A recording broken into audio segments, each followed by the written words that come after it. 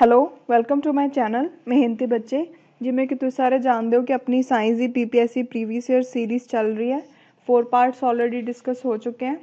ਅੱਜ ਆਪਾਂ 5th ਪਾर्ट discuss ਕਰਾਂਗੇ। ਫਿਜ਼ਿਕਸ ਦੇ ਆਪਾਂ ਸਾਰੇ ਕੁਐਸਚਨਸ ਦੇਖ ਲਏ।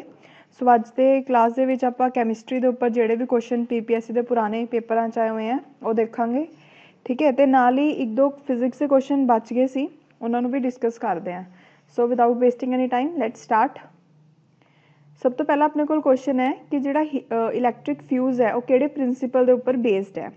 देखो जिमें कि शॉर्ट सर्किट के बारे में तुहानूं दस्सिया सी पहली वीडियो दे विच, उस दस्सिया सी ना कि आपां इलैक्ट्रिक फ्यूज़ यूज़ करते हैं शॉर्ट सर्किट बचाने दे लई, ताकि ज़्यादा उहदे नाल नुकसान ना होवे, ठीक है। और जिहड़ा इलैक्ट्रिक फ्यूज़ है बेसिकली उहदे विच वायर लगी हुंदी है, ठीक है। जदों शॉर्ट सर्किट हुंदा है बहुत ज़्यादा करंट है जिहड़ा सर्किट दे विच फ्लो करन लग जांदा है, ਉਹਨੂੰ ਬਚਾਉਣ ਦੇ ਲਈ ਇਲੈਕਟ੍ਰਿਕ ਫਿਊਜ਼ ਨੂੰ ਕਿਉਂ ਯੂਜ਼ ਕੀਤਾ ਜਾਂਦਾ? ਬਿਕੋਜ਼ ਇਹਦੇ ਵਿੱਚ ਇੱਕ ਵਾਇਰ ਲੱਗੀ ਹੁੰਦੀ ਹੈ, ਠੀਕ ਹੈ। ਜਦੋਂ ਬਹੁਤ ਜ਼ਿਆਦਾ ਕਰੰਟ ਇੱਕੋ ਦਮ ਇਹਦੇ ਵਿੱਚ ਫਲੋ ਕਰਦਾ ਹੈ ਤਾਂ ਜਿਹੜੀ ਵਾਇਰ ਹੈ ਹੀਟਿੰਗ ਇਫੈਕਟ ਪ੍ਰੋਡਿਊਸ ਹੁੰਦਾ। ਜਦੋਂ ਕਰੰਟ ਜ਼ਿਆਦਾ ਫਲੋ ਕਰਦਾ ਉਹ ਹੀਟਿੰਗ ਇਫੈਕਟ ਦੀ ਵਜ੍ਹਾ ਤੋਂ ਜਿਹੜੀ ਵਾਇਰ ਹੈ ਉਹ ਮੈਲਟ ਹੋ ਜਾਂਦੀ ਹੈ। ਤਾਂ ਹੀ ਮੈਂ ਤੁਹਾਨੂੰ ਦੱਸਿਆ ਸੀ ਨਾ ਤਾਂ ਲੋ ਮੈਲਟਿੰਗ ਪੁਆਇੰਟ ਹੁੰਦਾ। ਸੋ ਜਿਹੜਾ ਇਲੈਕਟ੍ਰਿਕ ਫਿਊਜ਼ ਹੈ ਕਿਹੜੇ ਪ੍ਰਿੰਸੀਪਲ ਦੇ ਉੱਪਰ ਬੇਸਡ ਹੈ? Answer is a, that is heating effect of current.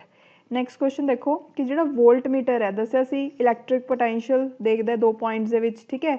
ਉਹਨੂੰ ਹਮੇਸ਼ਾ ਸਰਕਿਟ ਦੇ ਵਿੱਚ ਕਿਵੇਂ ਕਨੈਕਟ ਕੀਤਾ ਜਾਂਦਾ ਹੈ? ਇਹਦਾ ਆਂਸਰ ਹੈ ਬੀ, ਦੈਟ ਇਜ਼ ਪੈਰਲਰ। ਐਮੀਟਰ ਨੂੰ ਕਿਵੇਂ ਕਰਦਾ ਹੈ? ਸੋਚੋ, ਸੀਰੀਜ਼ 'ਚ ਨਾ, ਠੀਕ ਹੈ, ਭੁੱਲਣਾ ਨਹੀਂ। ਉਹ ਤੋਂ ਬਾਅਦ ਅਗਰ ਦੋ ਸਬਸਟਾਂਸਿਸ ਹੈ ਜਿਹੜੇ ਉਹ ਰਿਐਕਟ ਕਰ ਰਹੇ ਨੇ ਅਤੇ ਜਿਹੜਾ ਟੈਂਪਰੇਚਰ ਹੈ ਮਿਕਸਚਰ ਦਾ ਉਹ ਇਨਕਰੀਜ਼ ਹੋ ਰਿਹਾ ਤਾਂ ਉਹਨੂੰ ਆਪਾਂ ਕੀ ਬੋਲਾਂਗੇ? एग्जाम्पल देखो जिमें ਆਪਾਂ ਨੂੰ पता है कंबक्शन ਹੁੰਦੀ है। कंबक्शन 'ਚ मैं ਤੁਹਾਨੂੰ ਕੀ ਦੱਸਿਆ ਸੀ कि कोयला या पेट्रोलियम वगैरह ਉਹਨੂੰ ਜਲਾਉਂਦੇ ਹੈ, ਠੀਕ ਹੈ। ਫੋਸਿਲ ਫਿਊਜ਼ ਲੈ ਲਓ कि ਉਹਦੇ ਅੰਦਰ ਸਪੋਜ਼ ਕਾਰਬਨ ਹੈ, ਉਹਨੂੰ ਜਲਾਇਆ ਕਿਹਦੀ ਪ੍ਰੈਜੈਂਸ 'ਚ? ਆਕਸੀਜਨ ਦੀ ਪ੍ਰੈਜੈਂਸ 'ਚ। ਤਾਂ ਉਸ 'ਚ ਕੀ ਹੁੰਦਾ? ਬਹੁਤ ਜ਼ਿਆਦਾ ਆਪਣੇ ਕੋਲ ਹੀਟ ਪ੍ਰੋਡਿਊਸ ਹੁੰਦੀ ਹੈ, ਠੀਕ ਹੈ। ਅਤੇ ਇਹ ਕੀ ਹੋ ਗਿਆ ਆਪਣੇ ਕੋਲ? ਐਗਜ਼ੋਥਰਮਿਕ ਦੀ ਐਗਜ਼ਾਮਪਲ ਹੋ ਗਈ। ਸੋ ਇਹਨੂੰ ਆਪਾਂ ਕੀ ਬੋਲਦੇ ਹਾਂ ਕਿ ਅਗਰ ਦੋ ਸਬਸਟਾਂਸਿਸ ਰਿਐਕਟ ਕਰ ਰਹੇ ਅਤੇ ਟੈਂਪਰੇਚਰ ਇਨਕਰੀਜ਼ ਹੋ ਰਿਹਾ ਤਾਂ ਕਿਹੜਾ ਰਿਐਕਸ਼ਨ ਹੁੰਦਾ? ਐਗਜ਼ੋਥਰਮਿਕ। ਇਹਦੇ ਆਪੋਜ਼ਿਟ ਕਿਹੜਾ ਰਿਐਕਸ਼ਨ ਆਊਗਾ? ਐਂਡੋਥਰਮਿਕ। ਉਹਦੇ ਵਿੱਚ ਦੋ ਜਿਵੇਂ ਏ ਅਤੇ ਬੀ ਹੈ ਉਹ ਰਿਐਕਟ ਕਰਨਗੇ ਐਨਰਜੀ ਨੂੰ ਕੁਛ ਕੰਜ਼ਿਊਮ ਕਰਕੇ, ਠੀਕ ਹੈ। ਇੱਥੇ ਐਨਰਜੀ ਹੈ ਜਿਹੜੀ ਉਹ ਹੀਟ ਦੀ ਫਾਰਮ 'ਚ ਹੋ ਸਕਦੀ ਹੈ, ਲਾਈਟ ਦੀ ਫਾਰਮ 'ਚ ਹੋ ਸਕਦੀ ਹੈ। ਇੱਥੇ ਜਿਹੜੀ ਐਨਰਜੀ ਉਹ ਕੰਜ਼ਿਊਮ ਹੋਊਗੀ ਅਤੇ ਇੱਥੇ ਕੁਛ ਸੀ ਸਬਸਟਾਂਸ ਬਣੂਗਾ। ਇਹਦੀ ਐਗਜ਼ਾਮਪਲ ਹੈ ਜਿਵੇਂ ਆਪਣੀ ਫੋਟੋਸਿੰਥੇਸਿਸ ਪ੍ਰੋਸੈਸ ਹੈ। ਜਿਹੜੇ ਪਲਾਂਟਸ ਹੈ ਉਹ ਸਨਲਾਈਟ ਨੂੰ ਯੂਜ਼ ਕਰਕੇ ਫੂਡ ਪ੍ਰੀਪੇਅਰ ਕਰਦੇ ਆ ਨਾ ਆਪਣਾ, ਅਤੇ ਇਹਦੇ ਵਿੱਚ ਜਿਹੜੀ ਸਨਲਾਈਟ ਦੀ ਐਨਰਜੀ ਉਹ ਕੰਜ਼ਿਊਮ ਕਰ ਰਹੇ ਆ। ਤਾਂ ਇਹ ਕਿਹਦਾ ਐਗਜ਼ਾਮਪਲ ਹੈ? ਇਹ ਪ੍ਰੋਸੈਸ ਨੂੰ ਆਪਾਂ ਕੀ ਬੋਲਦੇ ਹਾਂ? ਐਂਡੋਥਰਮਿਕ। ਓਕੇ, ਯਾਦ ਰੱਖਣਾ। ਐਗਜ਼ੋਥਰਮਿਕ ਪੁੱਛ ਲਈ ਤਾਂ ਹੋ ਸਕਦਾ ਹੈ ਅਗਲੇ ਪੇਪਰ 'ਚ ਐਂਡੋਥਰਮਿਕ ਪੁੱਛ ਲੈਣ। ਓਕੇ, ਸੋ ਨੈਕਸਟ ਕੁਐਸਚਨ ਦੇਖੋ। ਉਹਨੇ ਕਿਹਾ ਇੱਕ ਲਾਰਜ ਮੋਲੀਕਿਊਲ ਜਿਹਦੇ ਵਿੱਚ ਬਹੁਤ ਜ਼ਿਆਦਾ ਰਿਪੀਟਿੰਗ ਯੂਨਿਟਸ ਹੈ ਉਹਨੂੰ ਆਪਾਂ ਕੀ ਬੋਲਾਂਗੇ? ਇਹਨੂੰ ਆਪਾਂ ਕੀ ਬੋਲਾਂਗੇ? ਪੋਲੀਮਰ। ਪੋਲੀ ਮੀਨਸ ਮੈਨੀ, ਮਰ ਮੀਨਸ ਯੂਨਿਟ। ਤਾਂ ਮੈਨੀ ਯੂਨਿਟਸ ਕਿਹਦੇ ਵਿੱਚ ਨੇ? ਪੋਲੀਮਰ ਦੇ ਵਿੱਚ। ਅਗਰ ਹੁੰਦਾ ਸਿੰਗਲ ਯੂਨਿਟ ਤਾਂ ਆਪਾਂ ਬੋਲਦੇ monomer. Okay, next Beaufort scale ਹੈ ਉਹ ਕਿਉਂ ਯੂਜ਼ ਕੀਤਾ ਜਾਂਦਾ ਹੈ? ਟੂ ਮੈਜਰ ਦਾ ਵਿੰਡ ਵੈਲੋਸਿਟੀ। ਇਹਦਾ ਆਂਸਰ ਆਊਗਾ ਬੀ। ਇਹਨੂੰ ਐਜ਼ ਅ ਫੈਕਟ ਯਾਦ ਰੱਖਣਾ। ਉਹ ਤੋਂ ਬਾਅਦ ਹੁਣ ਅਗਲਾ ਕੁਐਸਚਨ ਹੈ ਕਿ ਅਗਰ ਮੈਨ ਹੈ ਉਹ ਕੋਈ ਵਾਲ ਨੂੰ ਪੁਸ਼ ਕਰ ਰਿਹਾ ਬਟ ਉਹਨੂੰ ਹਿਲਾ ਨਹੀਂ ਪਾ ਰਿਹਾ, ਇਹਦਾ ਮਤਲਬ ਉਹਨੇ ਕੈਸਾ ਵਰਕ ਕੀਤਾ? ਨੈਗੇਟਿਵ ਕੀਤਾ, ਕੋਈ ਵਰਕ ਹੀ ਨਹੀਂ ਕੀਤਾ, ਪੋਜ਼ੀਟਿਵ ਕੀਤਾ ਬਟ ਨਾਟ ਮੈਕਸੀਮਮ ਵਰਕ, ਜਾਂ ਮੈਕਸੀਮਮ ਵਰਕ। ਹੁਣ ਦੇਖੋ ਇਹਨੂੰ ਸਮਝਣ ਦੇ ਲਈ ਪਹਿਲਾਂ ਤਾਂ ਇਹ ਪਤਾ ਹੋਣਾ ਚਾਹੀਦਾ ਕਿ ਵਰਕ ਕੀ ਹੁੰਦਾ। ਵਰਕ ਮਤਲਬ ਹੁੰਦਾ ਸਪੋਜ਼ ਹੁਣ ਜਿਵੇਂ ਅਗਰ ਆਪਾਂ ਕਿਸੇ ਚੀਜ਼ 'ਤੇ ਫੋਰਸ ਲਗਾਉਂਦੇ ਹਾਂ ਅਤੇ ਉਹ ਮੂਵ ਕਰ ਜੇ, ਠੀਕ ਹੈ, ਤਾਂ ਉਹਨੂੰ ਆਪਾਂ ਬੋਲਦੇ ਹਾਂ ਕਿ ਵਰਕ ਹੋਇਆ। ਜਿਵੇਂ ਮੇਰੇ ਕੋਲ ਸਪੋਜ਼ ਕਰੋ ਇੱਥੇ ਏ ਪੋਜੀਸ਼ਨ 'ਤੇ ਕੋਈ ਬਲੋਕ ਪਿਆ ਸਰਫੇਸ ਦੇ ਉੱਪਰ, ਮੈਂ ਉਹ 'ਤੇ ਫੋਰਸ ਲਗਾਈ। ਫੋਰਸ ਲਗਾਉਣ ਦੀ ਵਜ੍ਹਾ ਤੋਂ ਉਹ ਬਲੋਕ ਹੈ ਜਿਹੜਾ ਹੁਣ ਉਹ ਏ ਪੋਜੀਸ਼ਨ ਤੋਂ ਹਟਾ ਕੇ ਕਿੱਥੇ ਆ ਗਿਆ? ਬੀ ਪੋਜੀਸ਼ਨ 'ਚ ਆ ਗਿਆ, ਠੀਕ ਹੈ। ਮਤਲਬ ਉਹਦੀ ਮੂਵਮੈਂਟ ਹੋਈ, ਏ ਟੂ ਬੀ ਉਹਨੇ ਡਿਸਟੈਂਸ ਇੰਨਾ ਟਰੈਵਲ ਕੀਤਾ, ਠੀਕ ਹੈ, ਫੋਰਸ ਦੀ ਡਾਇਰੈਕਸ਼ਨ 'ਚ ਹੀ। ਅਤੇ ਇਹਨੂੰ ਆਪਾਂ ਕੀ ਬੋਲਾਂਗੇ ਕਿ ਵਰਕ ਹੋਇਆ। ਜਦੋਂ ਕੋਈ ਵੀ ਬੋਡੀ ਫੋਰਸ ਲੱਗਣ 'ਤੇ ਮੂਵ ਕਰ ਜਾਂਦੀ ਹੈ ਤਾਂ ਉਹਨੂੰ ਆਪਾਂ ਬੋਲਦੇ ਹਾਂ ਕਿ ਵਰਕ ਹੋਇਆ, ਠੀਕ ਹੈ। ਹੁਣ ਜਿਹੜਾ ਵਰਕ ਹੈ ਉਹ ਬੇਸਿਕਲੀ ਆਪਣੇ ਕੋਲ ਤਿੰਨ ਤਰ੍ਹਾਂ ਦਾ ਹੁੰਦਾ। ਇੱਕ ਹੁੰਦਾ ਪੋਜ਼ੀਟਿਵ ਵਰਕ, ਇੱਕ ਹੁੰਦਾ ਨੈਗੇਟਿਵ ਵਰਕ, ਇੱਕ ਹੁੰਦਾ ਜ਼ੀਰੋ ਵਰਕ। ਪੋਜ਼ੀਟਿਵ ਦੇ ਵਿੱਚ ਕੀ ਹੈ ਕਿ ਜਿਹੜੀ ਡਾਇਰੈਕਸ਼ਨ 'ਚ ਫੋਰਸ ਲੱਗ ਰਹੀ ਹੈ ਉਹੀ ਡਾਇਰੈਕਸ਼ਨ 'ਚ ਮੂਵਮੈਂਟ ਹੋਣੀ। ਜਿਵੇਂ ਆਹ ਐਗਜ਼ਾਮਪਲ ਸ਼ੋ ਕੀਤੀ ਹੈ ਇਹ ਵੀ ਹੈ। ਜਾਂ ਫਿਰ ਕੋਈ ਬੋਲ ਨੂੰ ਅਗਰ ਆਪਾਂ ਕਿੱਕ ਕਰਦੇ ਹਾਂ ਉਹ ਅੱਗੇ ਨੂੰ ਮੂਵ ਕਰਦੀ ਹੈ ਤਾਂ ਇਹਦੇ ਵਿੱਚ ਵੀ ਕੀ ਹੋਇਆ? Positive work. ਓਕੇ, ਨੈਕਸਟ ਇਹਦੇ ਵਿੱਚ ਇੱਕ ਹੋਰ ਗੱਲ ਯਾਦ ਰੱਖਣੀ ਹੈ, ਜਿੱਧਰ ਫੋਰਸ ਹੈ ਉੱਧਰ ਹੀ ਬੋਡੀ ਮੂਵ ਕੀਤੀ ਉਸੀ ਡਾਇਰੈਕਸ਼ਨ 'ਚ। ਇਹ ਮੇਨ ਗੱਲ ਹੈ ਇਸ 'ਚ, ਠੀਕ ਹੈ। ਉਹ ਤੋਂ ਬਾਅਦ ਨੈਗੇਟਿਵ ਦੇ ਵਿੱਚ ਕੀ ਹੈ? ਹੁਣ ਜਿਵੇਂ ਬੋਲ ਹੈ, ਇਹੀ ਵਾਲੀ ਬੋਲ ਲੈ ਲਓ, ਇਹ ਮੂਵ ਕਰ ਰਹੀ ਹੈ, ਠੀਕ ਹੈ, ਪੋਜ਼ੀਟਿਵ ਵਰਕ ਹੋ ਰਿਹਾ, ਪਰ ਕੁਛ ਦੇਰ ਬਾਅਦ ਇਹ ਰੁਕ ਜੂਗੀ ਨਾ। ਕਿਉਂ ਰੁਕੀ? ਬਿਕੋਜ਼ ਜਿਹੜਾ ਜ਼ਮੀਨ ਹੈ ਉਹਨੇ ਫੋਰਸ ਆਫ ਫ੍ਰਿਕਸ਼ਨ ਆਪੋਜ਼ਿਟ ਲਗਾਉਣੀ ਸਟਾਰਟ ਕਰਤੀ, ਠੀਕ ਹੈ। ਤਾਂ ਬੋਲ ਰੁਕ ਗਈ, ਮਤਲਬ ਫੋਰਸ ਇੱਧਰ ਨੂੰ ਲੱਗ ਰਹੀ ਹੈ ਬਟ ਉਹਦੀ ਮੂਵਮੈਂਟ ਹੈ ਜਿਹੜੀ ਉਹ ਇੱਧਰ ਨੂੰ ਹੋਣੀ ਸਟਾਰਟ ਹੋ ਗਈ ਤੇ ਅਲਟੀਮੇਟਲੀ ਉਹ ਰੁਕ ਜੂਗੀ। ਤੇ ਇਹਦੇ ਵਿੱਚ ਕੀ ਹੋਇਆ, ਆਪਣਾ ਨੈਗੇਟਿਵ ਵਰਕ ਕੰਮ ਆਇਆ। ਠੀਕ ਹੈ, ਉਹ ਤੋਂ ਬਾਅਦ ਨੈਕਸਟ ਹੈ ਆਪਣੇ ਕੋਲ ਜ਼ੀਰੋ ਵਰਕ। ਜ਼ੀਰੋ ਵਰਕ ਕਿਹਦੇ ਵਿੱਚ ਆਊਗਾ, ਜਿਵੇਂ ਤੁਸੀਂ ਕੰਧ ਨੂੰ ਜ਼ੋਰ ਲਗਾ ਰਹੇ ਹੋ, ਹਿਲਦੀ ਤਾਂ ਨਹੀਂ ਕੰਧ, ਜਿੰਨਾ ਮਰਜ਼ੀ ਫੋਰਸ ਲਗਾਈ ਚੱਲੋ। ਠੀਕ ਹੈ, ਤਾਂ ਉਸ ਕੇਸ 'ਚ ਜਿਹੜਾ ਵਰਕ ਹੈ, ਤੁਹਾਨੂੰ ਫੋਰਸ ਲਗਾਈ, ਪੂਰਾ ਦਮ ਵੀ ਨਿਕਲ ਗਿਆ, ਠੀਕ ਹੈ, ਪਰ ਫਿਰ ਵੀ ਕੁਛ ਨਹੀਂ ਹੋਇਆ, ਤਾਂ ਉਸ ਕੇਸ 'ਚ ਆਪਣਾ ਜਿਹੜਾ ਵਰਕ ਡਨ ਹੈ ਉਹ ਕੀ ਹੈ, ਜ਼ੀਰੋ।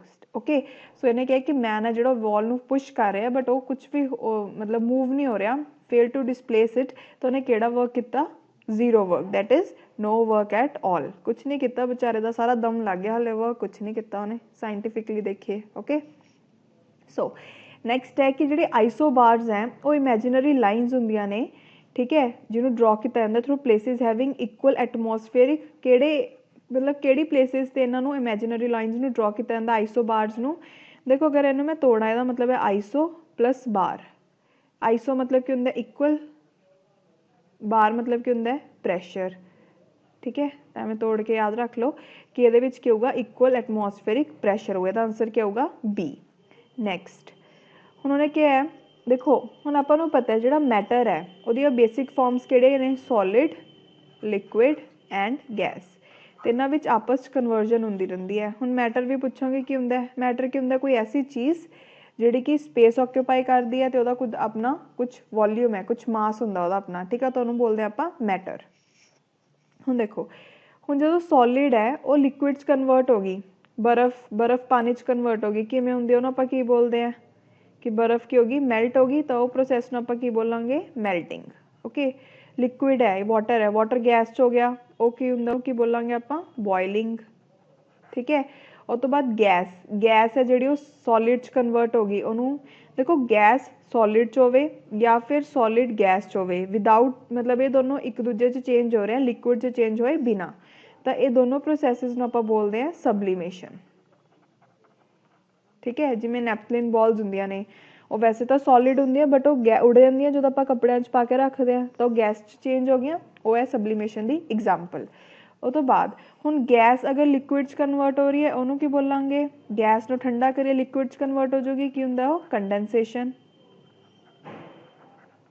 ਠੀਕ ਹੈ, ਤੇ ਲਿਕੁਇਡ ਅਗਰ ਸੋਲਿਡ 'ਚ ਕਨਵਰਟ ਹੋ ਰਿਹਾ ਹੈ, ਉਹਨੂੰ ਆਪਾਂ ਕੀ ਬੋਲਦੇ ਹਾਂ, ਫਰੀਜ਼ਿੰਗ, ਬਰਫ਼। ਠੀਕ ਹੈ, ਸੋ ਇਹਦੇ ਵਿੱਚ ਕੀ ਹੈ ਕਿ ਗੈਸ ਲਿਕੁਇਡ 'ਚ ਕਨਵਰਟ ਹੋ ਰਹੀ ਹੈ, ਉਹਦਾ ਆਂਸਰ ਕੀ ਹੋਊਗਾ, ਏ, ਦੈਟ ਇਜ਼ ਕੰਡੈਂਸੇਸ਼ਨ। ਨੈਕਸਟ ਦੇਖੋ, ਕਹਿੰਦਾ ਜਦੋਂ ਸਬਸਟਾਂਸ ਹੈ ਸੋਲਿਡ ਤੋਂ ਵੇਪਰ 'ਚ ਕਨਵਰਟ ਹੋ ਗਿਆ ਵਿਦਾਊਟ ਪਾਸਿੰਗ ਇਨਟੂ ਲਿਕੁਇਡ, ਇਹਨੂੰ ਕੀ ਬੋਲਦੇ ਹਾਂ, ਹੁਣੀ ਦੱਸਿਆ, D, that is sublimation. Next question, ਹੁਣ ਉਹਦੇ ਵਿੱਚ ਉਹਨੇ ਕਿਹਾ ਕਿ ਹੀਟ ਟਰਾਂਸਫਰ ਦੇ ਇਹਨਾਂ ਵਿੱਚੋਂ ਕਿਹੜੇ ਕਿਹੜੇ ਮੈਥਡਸ ਨੇ। ਦੇਖੋ ਹੁਣ ਇੱਥੇ ਤੁਹਾਨੂੰ ਦਿਖ ਹੀ ਰਿਹਾ ਇਹ ਵਾਲੀ ਪਿਕ ਦੇ ਵਿੱਚ ਕਿ 3 ਮੈਥਡਸ ਹੈ, ਕਨਵੈਂਸ਼ਨ, ਕੰਡਕਸ਼ਨ ਐਂਡ ਰੇਡੀਏਸ਼ਨ। ਜਿਹੜਾ ਕੰਡਕਸ਼ਨ ਹੈ ਬੇਸਿਕਲੀ ਕੀ ਹੁੰਦਾ, ਜਿਹੜਾ ਕੰਡਕਸ਼ਨ ਹੈ, ਜਿਵੇਂ ਆਪਣੇ ਕੋਲ ਇਹ ਸੋਲਿਡ 1 ਹੈ, ਜਿਵੇਂ ਪੈਨ ਹੈ ਤੇ ਇਹਦੇ ਨਾਲ ਇਹਦਾ ਹੈਂਡਲ ਲੱਗਿਆ ਹੋਇਆ। ਠੀਕ ਹੈ, ਹੁਣ ਜਿਹੜਾ ਪੈਨ ਹੈ ਉਹਦੇ ਵਿੱਚ ਵੀ ਕੁਛ ਮੋਲੀਕਿਊਲਸ ਹੈ ਤੇ ਇੱਧਰ ਇਹ ਹੈਂਡਲ ਦੇ ਵੀ ਕੁਛ ਮੋਲੀਕਿਊਲਸ ਹੈ। ਕੰਡਕਸ਼ਨ 'ਚ ਬੇਸਿਕਲੀ ਕੀ ਹੁੰਦਾ, ਜਿਹੜੇ ਕੋਈ ਵੀ ਸਬਸਟਾਂਸ ਉਹਦੇ ਜਿਹੜੇ ਮੋਲੀਕਿਊਲਸ ਹੈ ਉਹਨਾਂ ਦੀ ਮੂਵਮੈਂਟ ਨਹੀਂ ਹੁੰਦੀ। ਹੁਣ ਦੇਖੋ ਪੈਨ ਨੂੰ ਆਪਾਂ ਨੇ ਹੀਟ ਕੀਤਾ, ਠੀਕ ਹੈ, ਜਿਹੜੇ ਦੇ ਮੋਲੀਕਿਊਲਸ ਆ ਉਹਨਾਂ ਵਿੱਚ ਐਨਰਜੀ ਆ ਜੂਗੀ ਤਾਂ ਉਹ ਵਾਈਬਰੇਟ ਕਰਨਾ ਸਟਾਰਟ ਕਰ ਦੇਣਗੇ, ਮੂਵਮੈਂਟ ਇੱਧਰ ਗਈ ਐਵੇਂ ਟਰਾਂਸਫਰ ਹੋਈ ਤੇ ਹੌਲੀ ਹੌਲੀ ਮੂਵਮੈਂਟ ਹੈਂਡਲ ਤੱਕ ਵੀ ਪਹੁੰਚ ਗਈ। ਬੇਸਿਕਲੀ ਮੂਵਮੈਂਟ ਦੇ ਨਾਲ ਜਿਹੜੀ ਹੀਟ ਐਨਰਜੀ ਆ ਉਹ ਵੀ ਕੀ ਹੋ ਰਹੀ ਹੈ, ਟਰਾਂਸਫਰ ਹੋ ਰਹੀ ਹੈ ਜਦੋਂ ਮੋਲੀਕਿਊਲਸ ਵਾਈਬਰੇਟ ਕਰ ਰਹੇ ਹਨ, ਤੇ ਇਹਨੂੰ ਹੀ ਬੋਲਦੇ ਹਾਂ ਕੰਡਕਸ਼ਨ। ਕੰਡਕਸ਼ਨ ਮਤਲਬ ਕੀ ਹੋ ਗਿਆ ਕਿ ਹੀਟ ਐਨਰਜੀ ਦਾ ਟਰਾਂਸਫਰ ਹੋਣਾ ਕਿਸੇ ਇੱਕ ਚੀਜ਼ ਤੋਂ ਦੂਸਰੀ ਚੀਜ਼ 'ਚ, ਕਾਹਦੇ ਕਰਕੇ, ਅਗਰ ਉਹਨਾਂ ਦੇ ਜਿਹੜੇ ਮੋਲੀਕਿਊਲਸ ਆ ਉਹ ਆਪਣੀ ਜਗ੍ਹਾ 'ਤੇ ਵਾਈਬਰੇਟ ਕਰ ਰਹੇ ਨੇ।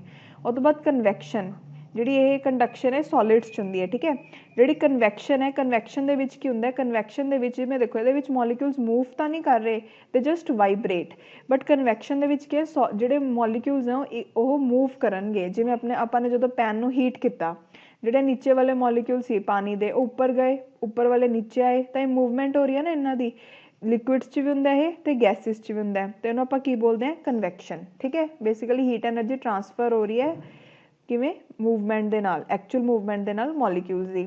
ਰੇਡੀਏਸ਼ਨ ਦੇ ਵਿੱਚ ਕੀ ਹੈ ਕਿ ਰੇਜ਼ ਨੂੰ ਐਮਿਟ ਕਰਦੇ ਆ, ਠੀਕ ਹੈ, ਤਾਂ ਉਹਨੂੰ ਬੋਲਦੇ ਆ ਰੇਡੀਏਸ਼ਨ। ਓਕੇ, ਸੋ ਉਹਨੇ ਪੁੱਛਿਆ ਵੀ ਕਿਹੜਾ ਮੈਥਡ ਨਹੀਂ ਹੈ, ਇਹਦੇ ਵਿੱਚ ਹੋਊਗਾ ਸੀ, ਦੈਟ ਇਜ਼ ਐਬਜ਼ੌਰਪਸ਼ਨ ਨਹੀਂ ਹੈ, ਬਾਕੀ ਤਿੰਨੋਂ ਹੈਗੇ ਨੇ। ਉਹ ਤੋਂ ਬਾਅਦ ਨੈਕਸਟ ਕਿਹਾ ਉਹਨੇ ਕਿ ਜਿਹੜਾ rate of cooling of body ਹੈ ਉਹ ਕਿਹਦੇ ਉੱਪਰ ਡਿਪੈਂਡ ਕਰਦਾ ਹੈ। ਦੇਖੋ ਇੱਕ ਆਪਣੇ ਕੋਲ ਨਾ Newton the law of cooling ਹੈ, ਉਹਦੇ ਅਕੋਰਡਿੰਗ ਕੀ ਹੈ ਕਿ ਜਿਹੜਾ ਰੇਟ ਆਫ ਕੂਲਿੰਗ ਹੈ ਜਾਂ ਬੋਡੀ ਕਿੰਨੀ ਰੇਟ ਦੇ ਉੱਪਰ ਜਿਹੜੀ ਹੀਟ ਆ ਉਹਨੂੰ ਲੂਜ਼ ਕਰ ਰਹੀ ਹੈ, ਉਹ ਡਾਇਰੈਕਟਲੀ ਪ੍ਰੋਪੋਰਸ਼ਨਲ ਹੁੰਦਾ ਕਾਹਦੇ ਕਿ ਕਿੰਨਾ ਡਿਫਰੈਂਸ ਹੈ ਟੈਂਪਰੇਚਰ ਦੇ ਵਿੱਚ, ਉਹ ਬੋਡੀ ਦੇ ਟੈਂਪਰੇਚਰ ਦੇ ਵਿੱਚ ਤੇ ਉਹਦੀ ਜਿਹੜੀ ਸਰਾਊਂਡਿੰਗ ਹੈ ਬੋਡੀ ਦੀ ਉਹਦੇ ਟੈਂਪਰੇਚਰ ਦੇ ਵਿੱਚ। ਠੀਕ ਹੈ, ਅਗਰ ਇਹ T1 ਹੈ ਇਹ T2 ਹੈ ਤਾਂ ਇਹਨਾਂ ਦੋਨਾਂ ਦੇ ਜਿਹੜੇ ਬੋਡੀ ਹੈ ਤੇ ਸਰਾਊਂਡਿੰਗ ਹੈ ਕਿ ਕਿੰਨੀ ਜਲਦੀ ਇਹ ਬੋਡੀ ਹੈ ਜਿਹੜੀ ਉਹ ਠੰਡੀ ਹੋ ਰਹੀ ਹੈ, ਉਹ ਕਿਹਦੇ ਉੱਪਰ ਡਿਪੈਂਡ ਕਰੂਗਾ ਕਿ ਜਿਹੜਾ ਆ ਦੋਨੋਂ ਟੈਂਪਰੇਚਰ ਹੈ T1 T2 ਇਹਨਾਂ ਵਿੱਚ ਕਿੰਨਾ ਡਿਫਰੈਂਸ ਹੈ। ਓਕੇ, ਸੋ ਇਹਦਾ ਆਨਸਰ ਕੀ ਹੋਊਗਾ B। ਨੈਕਸਟ ਦੇਖੋ, ਹੁਣ ਇਹਦੇ ਵਿੱਚ ਉਹਨੇ ਪੁੱਛਿਆ ਕਿ ਐਸਾ ਕਿਹੜਾ ਕੋਲ ਹੈ ਜਿਹਦੇ ਵਿੱਚ ਹਾਇਰ ਪਰਸੈਂਟੇਜ ਆਫ ਕਾਰਬਨ ਹੁੰਦਾ ਹੈ। ਠੀਕ ਹੈ, ਕੋਲ ਦੀ ਅਲੱਗ-ਅਲੱਗ ਟਾਈਪਸ ਹੈ ਤਾਂ ਉਹਨਾਂ ਵਿੱਚ ਕਾਰਬਨ ਕੰਟੈਂਟ ਜਿਹੜਾ ਹੁੰਦਾ ਉਹ ਮਤਲਬ ਵੇਰੀ ਕਰਦਾ ਹੈ। ਸਭ ਤੋਂ ਜ਼ਿਆਦਾ ਹੁੰਦਾ ਆਪਣੇ ਕੋਲ ਐਂਥਰਾਸਾਈਡ ਦੇ ਵਿੱਚ, ਨੈਕਸਟ ਹੁੰਦਾ ਆਪਣੇ ਕੋਲ ਬਿਟੂਮਿਨਸ ਦੇ ਵਿੱਚ, ਉਹ ਤੋਂ ਬਾਅਦ ਹੁੰਦਾ ਲਿਗਨਾਈਟ ਦੇ ਵਿੱਚ। ਇਹ ਸੀਰੀਜ਼ ਯਾਦ ਰੱਖ ਲਿਓ। ਉਹ ਤੋਂ ਬਾਅਦ ਨੈਕਸਟ ਕੁਐਸਚਨ ਦੇਖੋ, ਐਟਮ। ਐਟਮ ਦੇ ਉੱਪਰ ਹੈ ਕਿ ਐਟਮ ਕੀ ਹੈ। ਦੇਖੋ ਜਿਹੜਾ ਐਟਮ ਹੈ, ਹੁਣ ਆਪਾਂ ਨੂੰ ਪਤਾ ਐਲੀਮੈਂਟ, ਐਲੀਮੈਂਟ ਕੀ ਹੁੰਦਾ ਹੈ ਤੱਤਵ ਜਿਹਨੂੰ ਬੋਲਦੇ ਹਿੰਦੀ 'ਚ। ਠੀਕ ਹੈ, ਜਿਹੜਾ ਐਟਮ ਹੁੰਦਾ ਉਹ ਐਲੀਮੈਂਟ ਦਾ ਐਸਾ ਸਮੋਲੈਸਟ ਪਾਰਟ ਹੁੰਦਾ ਜਿਹੜਾ ਕਿ ਇੱਕ ਤਾਂ ਇੰਡੀਪੈਂਡੈਂਟਲੀ ਐਗਜ਼ਿਸਟ ਕਰਦਾ, ਠੀਕ ਹੈ, ਤੇ ਦੂਸਰਾ ਉਹਦੇ ਵਿੱਚ ਉਹ ਜਿਹੜਾ ਹੁੰਦਾ ਐਟਮ ਉਹ ਐਲੀਮੈਂਟ ਦੀ ਜਗ੍ਹਾ ਤੇ ਸਾਰੇ ਕੈਮੀਕਲ ਰਿਐਕਸ਼ਨਸ 'ਚ ਉਹ ਪਾਰਟ ਲੈਂਦਾ ਹੈ। ਤੇ ਤੀਜੀ ਗੱਲ ਕੀ ਹੁੰਦੀ ਹੈ ਕਿ ਉਹਦੇ ਵਿੱਚ ਜਿਹੜੀ ਐਲੀਮੈਂਟ ਦੀ ਕੈਮੀਕਲ ਪ੍ਰੋਪਰਟੀਜ਼ ਆ ਉਹ ਰਿਟੇਨ ਰਹਿੰਦੀਆਂ। ਠੀਕ ਹੈ, ਹੁਣ ਅਗਰ ਮੈਂ ਗੱਲ ਕਰਾਂ ਜਿਵੇਂ ਹਾਈਡਰੋਜਨ ਹੈ, ਮੇਰੇ ਕੋਲ ਹਾਈਡਰੋਜਨ ਦਾ ਐਲੀਮੈਂਟ ਹੈ ਤੇ ਉਹਦੇ ਵਿੱਚ ਅਲੱਗ-ਅਲੱਗ ਮੇਰੇ ਕੋਲ ਐਟਮਸ ਹੈ ਹਾਈਡਰੋਜਨ ਦੇ। ਠੀਕ ਹੈ, ਹੁਣ ਜਿਹੜਾ ਹਾਈਡਰੋਜਨ ਦੇ ਐਲੀਮੈਂਟ ਦੀ ਪ੍ਰੋਪਰਟੀਜ਼ ਹੈ, ਅਗਰ ਮੈਂ ਉਹਦਾ ਐਟਮ ਦੀ ਵੀ ਗੱਲ ਕਰੂੰਗੀ ਉਹਦੇ ਵਿੱਚ ਉਹਦੇ ਸਮੋਲੈਸਟ ਯਾਨੀ ਕਿ ਪਾਰਟ ਦੀ ਵੀ ਗੱਲ ਕਰੂੰਗੀ ਐਲੀਮੈਂਟ ਦੇ, ਉਹਦੇ ਵਿੱਚ ਵੀ ਸੇਮ ਮੇਰੇ ਕੋਲ ਪ੍ਰੋਪਰਟੀਜ਼ ਹੋਣਗੀਆਂ। ਠੀਕ ਹੈ, ਉਹਨੂੰ ਬੋਲਦੇ ਐਟਮ। ਸੋ ਐਟਮ ਕੀ ਹੈ, ਸਮੋਲੈਸਟ ਪਾਰਟੀਕਲ ਐਲੀਮੈਂਟ ਦਾ, ਐਗਜ਼ਿਸਟ ਕਰ ਸਕਦਾ ਇੰਡੀਪੈਂਡੈਂਟਲੀ ਤੇ ਰਿਟੇਨ ਕਰਦਾ ਕੈਮੀਕਲ ਪ੍ਰੋਪਰਟੀਜ਼ ਐਲੀਮੈਂਟ ਦੀਆਂ। ਤਿੰਨੋਂ ਠੀਕ ਹੈ, ਤਾਂ ਇਹਦਾ ਆਨਸਰ ਕੀ ਹੋਊਗਾ D, all of the above. Next question ਦੇਖਦੇ ਹਾਂ, ਕਹਿੰਦਾ ਕਿਹਨੇ ਐਟੋਮਿਕ ਥਿਊਰੀ ਦਿੱਤੀ। ਐਟੋਮਿਕ ਥਿਊਰੀ ਕੀ ਹੋਗੀ, ਮੀਨਸ ਐਟਮਸ ਦੇ ਨਾਲ ਥਿਊਰੀ। ਬੇਸਿਕਲੀ ਐਟੋਮਿਕ ਥਿਊਰੀ ਦੇ ਵਿੱਚ ਇਹ ਕਿਹਾ ਗਿਆ ਕਿ ਜਿਹੜਾ ਮੈਟਰ ਹੈ, ਠੀਕ ਹੈ, ਉਹ ਕਿਹਦਾ ਬਣਿਆ ਹੋਇਆ, ਬਹੁਤ ਛੋਟੇ ਇਨਵਿਜ਼ੀਬਲ, ਆਲਮੋਸਟ ਇਨਵਿਜ਼ੀਬਲ ਪਾਰਟੀਕਲਸ, ਕਿਹੜੇ ਐਟਮਸ ਆ, ਕਿ ਜਿਹੜਾ ਮੈਟਰ ਹੈ ਉਹ ਆਲਮੋਸਟ ਇਨਵਿਜ਼ੀਬਲ ਪਾਰਟੀਕਲਸ ਐਟਮਸ ਦਾ ਬਣਿਆ ਹੋਇਆ। ਇਹ ਐਟੋਮਿਕ ਥਿਊਰੀ ਦੇ ਵਿੱਚ ਕਿਹਾ ਗਿਆ ਸੀ ਕਿ ਜਿਹੜੇ ਐਟਮਸ ਆ ਨਾ ਤਾਂ ਉਹਨਾਂ ਨੂੰ ਕ੍ਰੀਏਟ ਕਰ ਸਕਦੇ ਆ ਨਾ ਡਿਸਟਰੋਏ ਕਰ ਸਕਦੇ ਆ, ਮਤਲਬ ਐਵੇਂ ਅਲੱਗ-ਅਲੱਗ ਪੁਆਇੰਟਸ ਹੈ। ਠੀਕ ਹੈ, ਬਸ ਇਸ 'ਚ ਤਾਂ ਆਪਾਂ ਨੂੰ ਫਾਊਂਡਰ ਦਾ ਨਾਮ ਪੁੱਛਿਆ ਕੌਣ ਹੈ, ਇਹਦਾ ਆਨਸਰ ਆਊਗਾ B, that is John Dalton. ਇਹ ਤੁਸੀਂ ਛੋਟੀ ਕਲਾਸਿਸ 'ਚ ਵੀ ਪੜ੍ਹਿਆ ਹੋਊਗਾ, ਆਈ ਥਿੰਕ 10th ਜਾਂ 9th ਦੇ ਵਿੱਚ ਕੁਛ ਗੱਲ ਕੀਤੀ ਹੋਊਗੀ ਇਹਦੇ ਬਾਰੇ। ਠੀਕ ਹੈ, ਸੋ ਨੈਕਸਟ ਦੇਖੋ, ਕਹਿੰਦਾ ਜਿਹੜੇ ਐਟਮਸ ਹੁੰਦੇ ਕਾਲਮ ਦੇ ਵਿੱਚ ਪੀਰੀਓਡਿਕ ਟੇਬਲ ਦੇ, ਉਹਨਾਂ ਦਾ ਕੀ ਸੇਮ ਹੁੰਦਾ ਹੈ। ਹੁਣ ਆਪਾਂ ਨੂੰ ਇਹਦੇ ਲਈ ਪਹਿਲਾਂ ਪੀਰੀਓਡਿਕ ਟੇਬਲ ਪਤਾ ਹੋਣਾ ਚਾਹੀਦਾ ਹੈ। ਪੀਰੀਓਡਿਕ ਟੇਬਲ ਕੀ ਹੈ, ਇਹ ਐਸਾ ਟੇਬਲ ਹੈ ਜਿਹਦੇ ਵਿੱਚ ਜਿਹੜੇ ਐਲੀਮੈਂਟਸ ਹੈ ਉਹਨਾਂ ਨੂੰ ਅਰੇਂਜ ਕੀਤਾ ਗਿਆ ਹੈ in the form of their increasing atomic number। atomic number mass number ਕੀ ਹੁੰਦਾ ਹੈ ਮੈਂ ਬਾਅਦ 'ਚ ਦੱਸੂੰਗੀ ਅਗਲੇ ਕੁਐਸਚਨਸ 'ਚ, ਹਲੇ ਤੁਸੀਂ ਸੁਣ ਲਓ ਕਿ ਇਹ ਐਸਾ ਪੀਰੀਓਡਿਕ ਟੇਬਲ ਹੈ ਜਿਹੜਾ, ਇਹਨੂੰ ਬੇਸਿਕਲੀ ਮਾਡਰਨ ਪੀਰੀਓਡਿਕ ਟੇਬਲ ਕਹਿੰਦੇ ਆ। ਇਹ ਐਸਾ ਟੇਬਲ ਹੈ ਜਿਹਦੇ ਵਿੱਚ ਜਿਹੜੇ ਐਲੀਮੈਂਟਸ ਉਹਨਾਂ ਨੂੰ ਉਹਨਾਂ ਦੇ ਐਟੋਮਿਕ ਨੰਬਰ ਦੇ ਹਿਸਾਬ ਦੇ ਨਾਲ ਅਰੇਂਜ ਕੀਤਾ ਗਿਆ ਹੈ। ਠੀਕ ਹੈ, ਤੇ ਇਹ ਜਿਹੜਾ ਟੇਬਲ ਹੈ ਬੇਸਿਕਲੀ ਮਾਡਰਨ ਪੀਰੀਓਡਿਕ ਟੇਬਲ, ਇਹ ਦਿੱਤਾ ਕਿਹਨੇ ਸੀਗਾ, ਇਹ ਦਿੱਤਾ ਸੀ ਆਪਣੇ ਕੋਲ ਮੈਂਡਲੀਵ ਨੇ। ਠੀਕ ਹੈ, ਨਾਮ ਯਾਦ ਰੱਖਣਾ ਇੰਪੋਰਟੈਂਟ ਹੈ, ਮੈਂਡਲੀਵ ਨੇ ਦਿੱਤਾ ਸੀ। ਦੇਖੋ ਇਹ ਪੀਰੀਓਡਿਕ ਦੇ ਵਿੱਚ ਕੀ ਹੈ, ਪੀਰੀਓਡਿਕ ਦੇ ਵਿੱਚ ਆਪਣੇ ਕੋਲ ਕੁਝ ਐਵੇਂ ਵਰਟੀਕਲ ਲਾਈਨਸ ਹੈ। ਵਰਟੀਕਲ ਲਾਈਨਸ ਨੂੰ ਆਪਾਂ ਕੀ ਬੋਲਦੇ ਹਾਂ, ਗਰੁੱਪਸ ਬੋਲਦੇ ਹਾਂ। ਵਰਟੀਕਲ ਲਾਈਨਸ ਨੂੰ ਕੀ ਬੋਲਦੇ ਹਾਂ, ਗਰੁੱਪਸ। ਠੀਕ ਹੈ, ਤੇ ਕੁਝ ਆਪਣੇ ਕੋਲ ਐਵੇਂ ਹੌਰੀਜ਼ੈਂਟਲ ਲਾਈਨਸ ਹੈ, ਇਹਨਾਂ ਨੂੰ ਕੀ ਬੋਲਦੇ ਹਾਂ, ਰੋਜ਼ ਜਾਂ ਫਿਰ ਪੀਰੀਅਡ। ਠੀਕ ਹੈ, ਇਹਨਾਂ ਨੂੰ ਕੀ ਬੋਲਦੇ ਆ, ਗਰੁੱਪਸ ਜਾਂ ਫਿਰ ਕਾਲਮਸ। ਇਹਨਾਂ ਨੂੰ ਕੀ ਬੋਲਦੇ ਆ, ਐਵੇਂ ਹੌਰੀਜ਼ੈਂਟਲ ਲਾਈਨ ਨੂੰ ਰੋਜ਼ ਜਾਂ ਫਿਰ ਪੀਰੀਅਡਸ। ਠੀਕ ਹੈ, ਜਿਹੜੇ ਗਰੁੱਪਸ ਹੈ ਉਹ ਆਪਣੇ ਕੋਲ ਕਿੰਨੇ ਆ ਪੀਰੀਓਡਿਕ ਟੇਬਲ ਦੇ ਵਿੱਚ, ਗਰੁੱਪ ਹੈਗੇ ਨੇ 18 ਤੇ ਜਿਹੜੀ ਰੋਜ਼ ਹੈ ਉਹ ਹੈਗੀਆਂ ਨੇ 7। ਓਕੇ, ਹੁਣ ਇਹਦੇ ਵਿੱਚ ਇੱਕ ਗੱਲ ਯਾਦ ਰੱਖਣੀ ਹੈ, ਦੇਖੋ ਇਹਦੇ ਵਿੱਚ ਨਾ ਜਿਵੇਂ ਜਿਹੜੇ ਐਲੀਮੈਂਟਸ ਉਹਨਾਂ ਦਾ ਐਵੇਂ ਅਲੱਗ-ਅਲੱਗ ਐਟੋਮਿਕ ਨੰਬਰ ਹੁੰਦਾ ਹੈ। ਇਹਨੂੰ ਜਿਵੇਂ ਐਵੇਂ ਦਿੱਤਾ ਹੋਇਆ ਨਾਮ 1 2 3 4 ਐਵੇਂ ਅਲੱਗ-ਅਲੱਗ ਕਰਕੇ 18 ਤੱਕ। ਠੀਕ ਹੈ, ਹੁਣ ਜਿਹੜੇ ਆਪਣੇ ਕੋਲ 18 ਹੈ ਇਹਦੇ ਵਿੱਚ ਇਨਰਟ ਗੈਸਿਸ ਹੁੰਦੀਆਂ ਨੇ। ਠੀਕ ਹੈ, ਹੁਣ ਇਹਦੇ ਵਿੱਚ ਕੀ ਹੈ, ਜਿਹੜਾ ਆਪਣੇ ਕੋਲ 1 2 3 4 ਐਵੇਂ ਅਲੱਗ-ਅਲੱਗ ਗਰੁੱਪਸ ਹੈ ਬੇਸਿਕਲੀ ਵਰਟੀਕਲੀ ਜਿਹੜੇ ਹੈਗੇ ਨੇ, ਇਹਨਾਂ ਵਿੱਚ ਕੀ ਹੁੰਦਾ, ਇਹਨਾਂ ਵਿੱਚ ਜਿਹੜੇ ਨੰਬਰ ਆਫ ਵੈਲੈਂਸ ਇਲੈਕਟ੍ਰੋਨਸ ਹੁੰਦੇ ਆ। Number of wellness electrons means ਜਿਹੜਾ ਉਹਨਾਂ ਦਾ ਆਊਟਰ ਸ਼ੈਲ ਹੈ ਉਹਦੇ ਵਿੱਚ ਕਿੰਨੇ ਇਲੈਕਟ੍ਰੋਨਸ ਹੈ। ਠੀਕ ਹੈ, ਉਹਨਾਂ ਦਾ ਜਿਹੜਾ ਨੰਬਰ ਹੈ ਉਹ ਸੇਮ ਹੁੰਦਾ ਹੈ। ਤਾਂ ਜਿਹੜੇ ਕੂਲਮਸ ਹੁੰਦੇ ਆ ਉਹਦੇ ਵਿੱਚ ਕੀ ਹੈ ਕਿ ਮਤਲਬ ਅਗਰ ਇਹਦੇ ਵਿੱਚ ਇੱਕ ਹੈ ਇਹਦੇ ਵਿੱਚ ਵੀ ਇੱਕ ਹੋਊਗਾ, ਇਹਦੇ ਵਿੱਚ ਵੀ ਇੱਕ ਹੋਊ, ਇਹਦੇ ਵਿੱਚ ਵੀ ਇੱਕ ਹੋਊ, ਇਹਦੇ ਵਿੱਚ ਵੀ ਇੱਕ ਹੋਊ। ਬਟ ਅਗਰ ਆਪਾਂ ਰੋਜ਼ ਦੀ ਗੱਲ ਕਰਦੇ ਹਾਂ, ਰੋਜ਼ ਦੇ ਵਿੱਚ ਐਵੇਂ ਵੱਧਦੇ ਰਹਿੰਦੇ ਆ 1 2 3 4 ਇਨਕਰੀਜ਼ ਹੁੰਦੇ ਰਹਿੰਦੇ ਆ। ਠੀਕ ਹੈ, ਲੈਫਟ ਟੂ ਰਾਈਟ ਅਲੱਗ-ਅਲੱਗ ਵੈਸੇ ਇਹਦੇ ਵਿੱਚ ਚੇਂਜਿਸ ਹੁੰਦੇ ਆ। ਠੀਕ ਹੈ, मतलब ਇੰਜ ਦੱਸ ਰਹੀ ਹੈ ਕਿ ਐਵੇਂ ਇਨਕਰੀਜ਼ ਹੁੰਦੇ ਰਹਿੰਦੇ ਇਹਦੇ ਵਿੱਚ, ਠੀਕ ਹੈ। ਹੁਣ ਉਹਨੇ ਕੀ ਕਿਹਾ ਕਿ ਜਿਹੜਾ ਕੂਲਮ ਹੈ ਉਹਦੇ ਵਿੱਚ ਕੀ ਹੁੰਦੇ ਆ, ਸੇਮ ਨੰਬਰ ਆਫ ਇਲੈਕਟ੍ਰੋਨਸ ਹੁੰਦੇ ਇਨ ਦਾ ਆਊਟਰ ਲੈਵਲ। ਇਹ ਤੁਹਾਨੂੰ ਮੈਂ ਦੱਸੂਗੀ। ਬੇਸਿਕਲੀ ਦੇਖੋ, ਜਦੋਂ ਆਪਾਂ ਐਲੀਮੈਂਟਸ ਨੂੰ ਐਟੋਮਿਕ ਨੰਬਰ ਦੇ ਹਿਸਾਬ ਨਾਲ ਲਿਖਦੇ ਹਾਂ, ਇਲੈਕਟ੍ਰੋਨਿਕ ਕਨਫੀਗਰੇਸ਼ਨ ਉਹਨਾਂ ਦੀ ਲਿਖਦੇ ਹਾਂ, ਉਹਦੇ ਵਿੱਚ ਪਤਾ ਲੱਗਦਾ ਹੈ ਕਿ ਵੈਲੈਂਸ ਇਲੈਕਟ੍ਰੋਨ ਦੇ ਵਿੱਚ ਕਿੰਨੇ ਇਲੈਕਟ੍ਰੋਨਸ ਆਉਣਗੇ। ਓਕੇ, ਸੋ ਨੈਕਸਟ ਦੇਖੋ ਹੁਣ ਇਹ ਵਾਲਾ ਜਿਹੜੀ ਚੀਜ਼ ਹੈ ਇਹਨੂੰ ਸਮਝਣ ਦੇ ਲਈ ਤੁਹਾਨੂੰ ਕੁਝ ਬੇਸਿਕ ਚੀਜ਼ਾਂ ਪਤਾ ਹੋਣੀਆਂ ਚਾਹੀਦੀਆਂ ਨੇ। ਉਹ ਦੇਖਦੇ ਹਾਂ ਕੀ ਹੈ। ਹੁਣ ਦੇਖੋ ਇਹ ਵਾਲੇ ਕੁਐਸਚਨ ਦੇ ਵਿੱਚ ਇਹਨੇ ਆਪਾਂ ਨੂੰ ਕੀ ਪੁੱਛਿਆ ਕਿ ਜਿਹੜੇ ਆਈਸੋਟੋਪਸ ਹੈ ਉਹ ਐਟਮਸ ਹੁੰਦੇ ਆ ਸੇਮ ਐਲੀਮੈਂਟ ਦੇ, ਜਿਨ੍ਹਾਂ ਦਾ ਡਿਫਰੈਂਟ ਕੀ ਹੁੰਦਾ ਹੈ। ਹੁਣ ਇਹ ਕਰਨ ਦੇ ਲਈ ਆਪਾਂ ਨੂੰ ਥੋੜਾ ਬੇਸਿਕ ਪਤਾ ਹੋਣਾ ਚਾਹੀਦਾ, ਉਹਦੇ ਉੱਪਰ ਕੁਐਸਚਨਸ ਆ ਸਕਦੇ ਆ, ਇਸ ਲਈ ਥੋੜਾ ਟਾਈਮ ਲਗਾਵਾਂਗੇ ਉਹਦੇ ਉੱਪਰ। ਦੇਖੋ ਹੁਣ ਮੈਂ ਦੱਸਿਆ ਐਟਮ, ਜਿਹੜਾ ਐਟਮ ਹੁੰਦਾ ਹੈ ਉਹ ਸਮੋਲੈਸਟ ਪਾਰਟ ਹੁੰਦਾ ਐਲੀਮੈਂਟ ਦਾ, ਤੇ ਐਟਮ ਦੇ ਵਿੱਚ ਵੀ ਕੁਝ ਫਰਦਰ ਆਪਣੇ ਕੋਲ ਕੀ ਹੁੰਦੇ ਨੇ, ਸਬ ਐਟੋਮਿਕ ਪਾਰਟੀਕਲਸ ਹੁੰਦੇ ਆ। ਚਲੋ ਐਟਮ ਦੇ ਬਾਰੇ ਇੱਕ ਹੋਰ ਗੱਲ ਸੁਣ ਲਓ, ਕਿਵੇਂ ਹੁੰਦੇ ਆ ਸਬ ਐਟੋਮਿਕ ਪਾਰਟੀਕਲਸ ਦੀ ਅਰੇਂਜਮੈਂਟ ਕਿਵੇਂ ਹੁੰਦੀ ਹੈ। ਐਟਮ ਹੈ, ਠੀਕ ਹੈ, ਜਿਵੇਂ ਆ ਮੇਰਾ ਐਟਮ ਹੈ, ਇਹ ਐਟਮ ਦੇ ਅੰਦਰ ਇੱਕ ਮੇਰੇ ਕੋਲ ਨਿਊਕਲੀਅਸ ਹੋਊਗੀ। ਉਹ ਨਿਊਕਲੀਅਸ ਦੇ ਵਿੱਚ ਮੇਰੇ ਕੋਲ ਕੀ ਹੁੰਦੇ ਆ, ਪ੍ਰੋਟੋਨਸ ਹੁੰਦੇ ਆ ਤੇ ਨਿਊਟਰੋਨਸ ਹੁੰਦੇ ਆ। ਜਿਹੜੇ ਪ੍ਰੋਟੋਨਸ ਉਹਨਾਂ ਦਾ ਪੋਜ਼ੀਟਿਵ ਚਾਰਜ ਹੈ, ਨਿਊਟਰੋਨਸ ਦਾ ਨੈਗੇਟਿਵ ਚਾਰਜ ਹੈ, ਠੀਕ ਹੈ। ਤੇ ਜਿਹੜਾ ਐਟਮ ਹੈ ਉਹ ਆਪਾਂ ਨੂੰ ਪਤਾ ਕਿ ਇਹ ਇਲੈਕਟ੍ਰੀਕਲੀ ਨਿਊਟਰਲ ਹੈ। ਇਲੈਕਟ੍ਰੀਕਲੀ ਨਿਊਟਰਲ ਮੀਨਸ ਉਹਦੇ ਉੱਪਰ ਕੋਈ ਚਾਰਜ ਨਹੀਂ ਹੈ। ਤਾਂ ਅਗਰ ਉਹਦੇ ਅੰਦਰ ਪੋਜ਼ੀਟਿਵ ਪਾਰਟੀਕਲਸ ਹੈ ਤਾਂ ਉਹਦੇ ਅੰਦਰ ਨੈਗੇਟਿਵ ਪਾਰਟੀਕਲਸ ਵੀ ਹੋਣਗੇ। ਉਹ ਨੈਗੇਟਿਵ ਪਾਰਟੀਕਲਸ ਕਿਹੜੇ ਨੇ, ਇਲੈਕਟ੍ਰੋਨਸ, ਠੀਕ ਹੈ। ਜਿਹੜੇ ਇਲੈਕਟ੍ਰੋਨਸ ਹੁੰਦੇ ਨੇ ਬੇਸਿਕਲੀ ਉਹ ਕੀ ਕਰਦੇ ਨੇ, ਘੁੰਮਦੇ ਰਹਿੰਦੇ ਨੇ ਐਟਮ ਦੇ ਅਰਾਊਂਡ, ਸੌਰੀ ਨਿਊਕਲੀਅਸ ਦੇ ਅਰਾਊਂਡ ਐਟਮ ਦੇ ਅੰਦਰ। ਤੇ ਜਿਹੜੇ ਪ੍ਰੋਟੋਨਸ ਹੁੰਦੇ ਉਹ ਨਿਊਕਲੀਅਸ ਦੇ ਅੰਦਰ ਹੁੰਦੇ ਆ, ਠੀਕ ਹੈ। ਹੁਣ ਆਪਾਂ ਨੇ ਤਿੰਨ ਪਾਰਟੀਕਲਸ ਦੀ ਗੱਲ ਕੀਤੀ, ਇਲੈਕਟ੍ਰੋਨ ਜਿਹੜੇ ਨੈਗੇਟਿਵ ਨੇ, ਪ੍ਰੋਟੋਨਸ ਜਿਹੜੇ ਪੋਜ਼ੀਟਿਵ ਨੇ ਤੇ ਨਿਊਟਰੋਨਸ। ਇਲੈਕਟ੍ਰੋਨਸ ਕੀ ਹੈ, ਨੈਗੇਟਿਵ। ਪ੍ਰੋਟੋਨਸ ਦੇ ਉੱਪਰ ਕਿਹੜਾ ਚਾਰਜ ਆਊਗਾ, ਪੋਜ਼ੀਟਿਵ। ਤੇ ਨਿਊਟਰੋਨਸ ਦੇ ਉੱਪਰ ਕੀ ਦੱਸਿਆ ਮੈਂ, ਜ਼ੀਰੋ ਚਾਰਜ। ਹੁਣ ਅਗਰ ਇਹਨਾਂ ਦੇ ਐਬਸੋਲੂਟ ਚਾਰਜ ਦੀ ਗੱਲ ਕਰੀਏ, ਉਹਦੀ ਬੇਸਿਕਲੀ ਵੈਲਿਊ ਕਿੰਨੀ ਹੁੰਦੀ ਹੈ ਆਪਣੇ ਕੋਲ, 1.6 into 10⁻⁻19 ਕੂਲਮ। ਦੋਨਾਂ ਦੀ ਸੇਮ ਹੋਊਗੀ ਬਿਕੋਜ਼ ਇਲੈਕਟ੍ਰੀਕਲੀ ਨਿਊਟਰਲ ਇਹਦੇ ਵਿੱਚ ਕਿੰਨੇ ਬੇਸਿਕਲੀ ਮਾਈਨਸ ਲੱਗਿਆ ਹੁੰਦਾ ਹੈ, ਇਹਦੇ ਉੱਪਰ ਹੋਊਗਾ ਪਲੱਸ 1.6 into 10⁻⁻19 ਕੂਲਮ, ਇਹਦੇ ਵਿੱਚ ਜ਼ੀਰੋ। ਅਗਰ ਮੈਂ ਇਹਨਾਂ ਦੀ ਮਾਸ ਦੀ ਗੱਲ ਕਰਾਂ, ਜਿਹੜਾ ਇਲੈਕਟ੍ਰੋਨ ਹੈ ਇਹਦਾ ਮਾਸ ਹੁੰਦਾ 9 into 10⁻⁻28 ਗ੍ਰਾਮਸ। ਇਹਦਾ ਕਿੰਨਾ ਹੁੰਦਾ 1.6 into 10⁻⁻24 ਗ੍ਰਾਮਸ। ਤੇ ਇਹਦਾ ਵੀ ਸੇਮ ਹੁੰਦਾ 1.6 into 10⁻⁻24 ਗ੍ਰਾਮਸ। ਓਕੇ, ਨੈਕਸਟ ਜਿਹੜੀ ਮੇਨ ਗੱਲ ਯਾਦ ਰੱਖਣੀ ਇਹਨਾਂ ਬਾਰੇ ਕਿ ਇਲੈਕਟ੍ਰੋਨ ਨੂੰ ਸਭ ਤੋਂ ਇਨਵੈਂਟ ਕਿਹਨੇ ਕੀਤਾ ਸੀ, ਉਹਦਾ ਨਾਮ ਹੈਗਾ ਜੇ ਥੌਮਸਨ।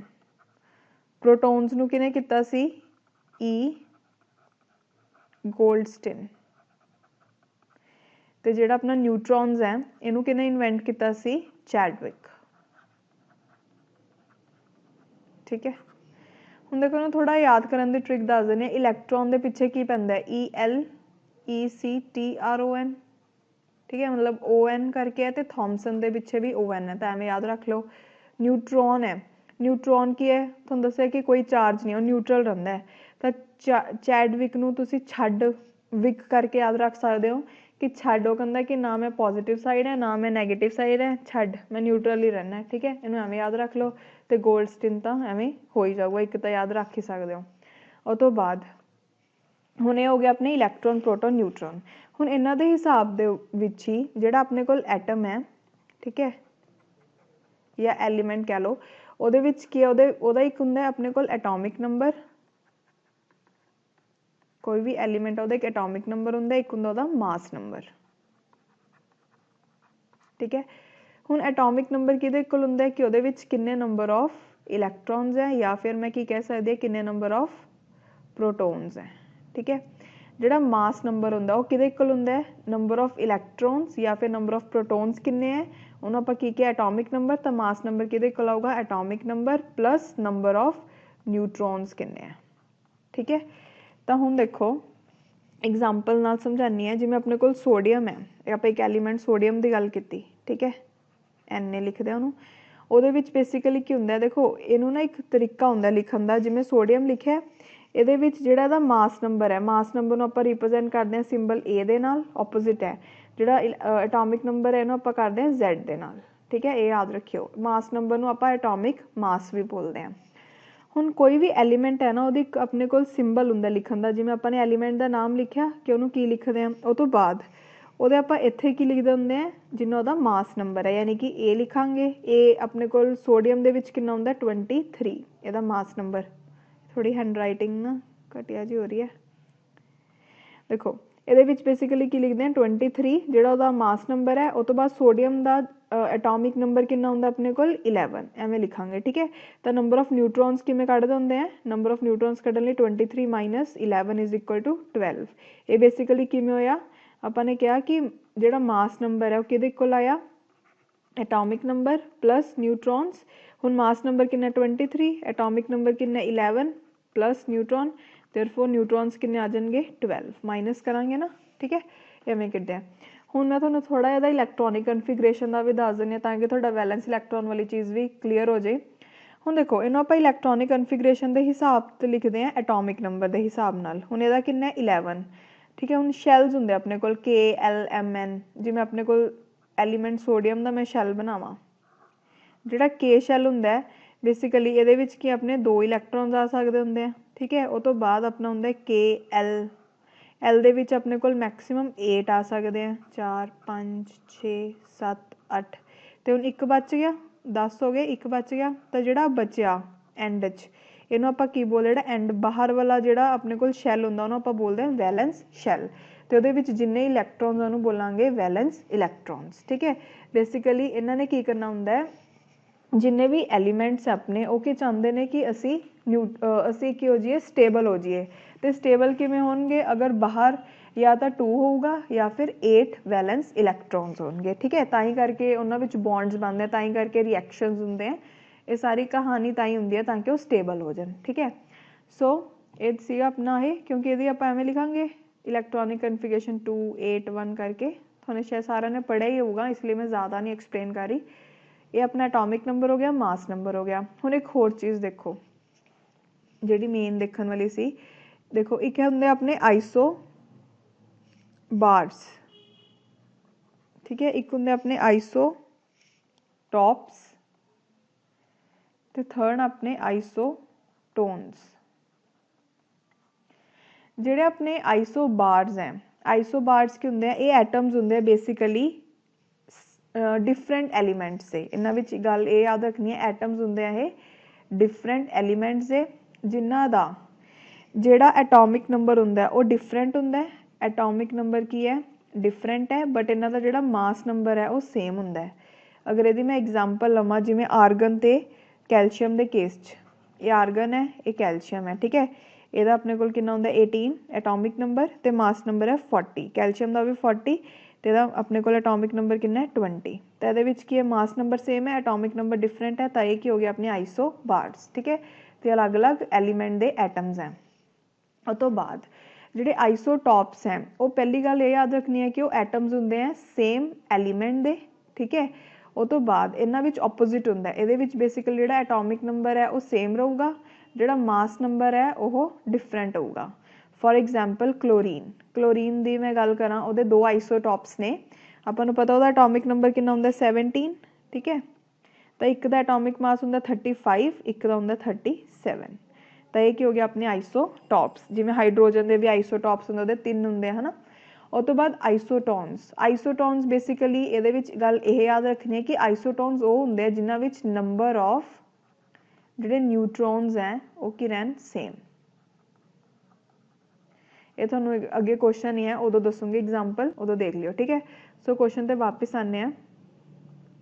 ਇਹਦੇ ਵਿੱਚ ਉਹਨੇ ਕਿਹਾ ਕਿ ਆਈਸੋਟੋਪਸ ਕਿਹੜੇ ਐਟਮਸ ਹੈ ਸੇਮ ਐਲੀਮੈਂਟ ਦੇ, ਜਿਨ੍ਹਾਂ ਦਾ ਡਿਫਰੈਂਟ ਨੰਬਰ ਆਫ ਕੀ ਹੋ ਗਿਆ, ਡਿਫਰੈਂਟ ਨੰਬਰ ਆਫ ਨਿਊਟਰੋਨਸ ਹੋ ਗਏ, ਕਿਉਂਕਿ ਉਹਨਾਂ ਦਾ ਕੀ ਹੁੰਦਾ, ਉਹਨਾਂ ਦਾ ਐਟੋਮਿਕ ਨੰਬਰ ਸੇਮ ਹੈ। ਐਟੋਮਿਕ ਨੰਬਰ ਸੇਮ ਹੋਣ ਦਾ ਮਤਲਬ number of electron proton same ਹੈ, ਅਤੇ ਮਾਸ ਨੰਬਰ ਅਲੱਗ ਹੈ, ਮਤਲਬ ਨਿਊਟਰੋਨਸ ਅਲੱਗ ਹੈ। ਕਿਉਂਕਿ ਆਪਾਂ ਨੇ ਪੜ੍ਹਿਆ ਹੀ ਸੀ ਕਿ mass number is equal to atomic number plus number of neutron. ਇਹ ਤਾਂ ਸੇਮ ਹੀ ਨੇ, ਤਾਂ ਫਰਕ ਕਿਹਦੇ 'ਚ ਪਿਆ, ਨਿਊਟਰੋਨਸ ਦੇ ਵਿੱਚ ਨਾ।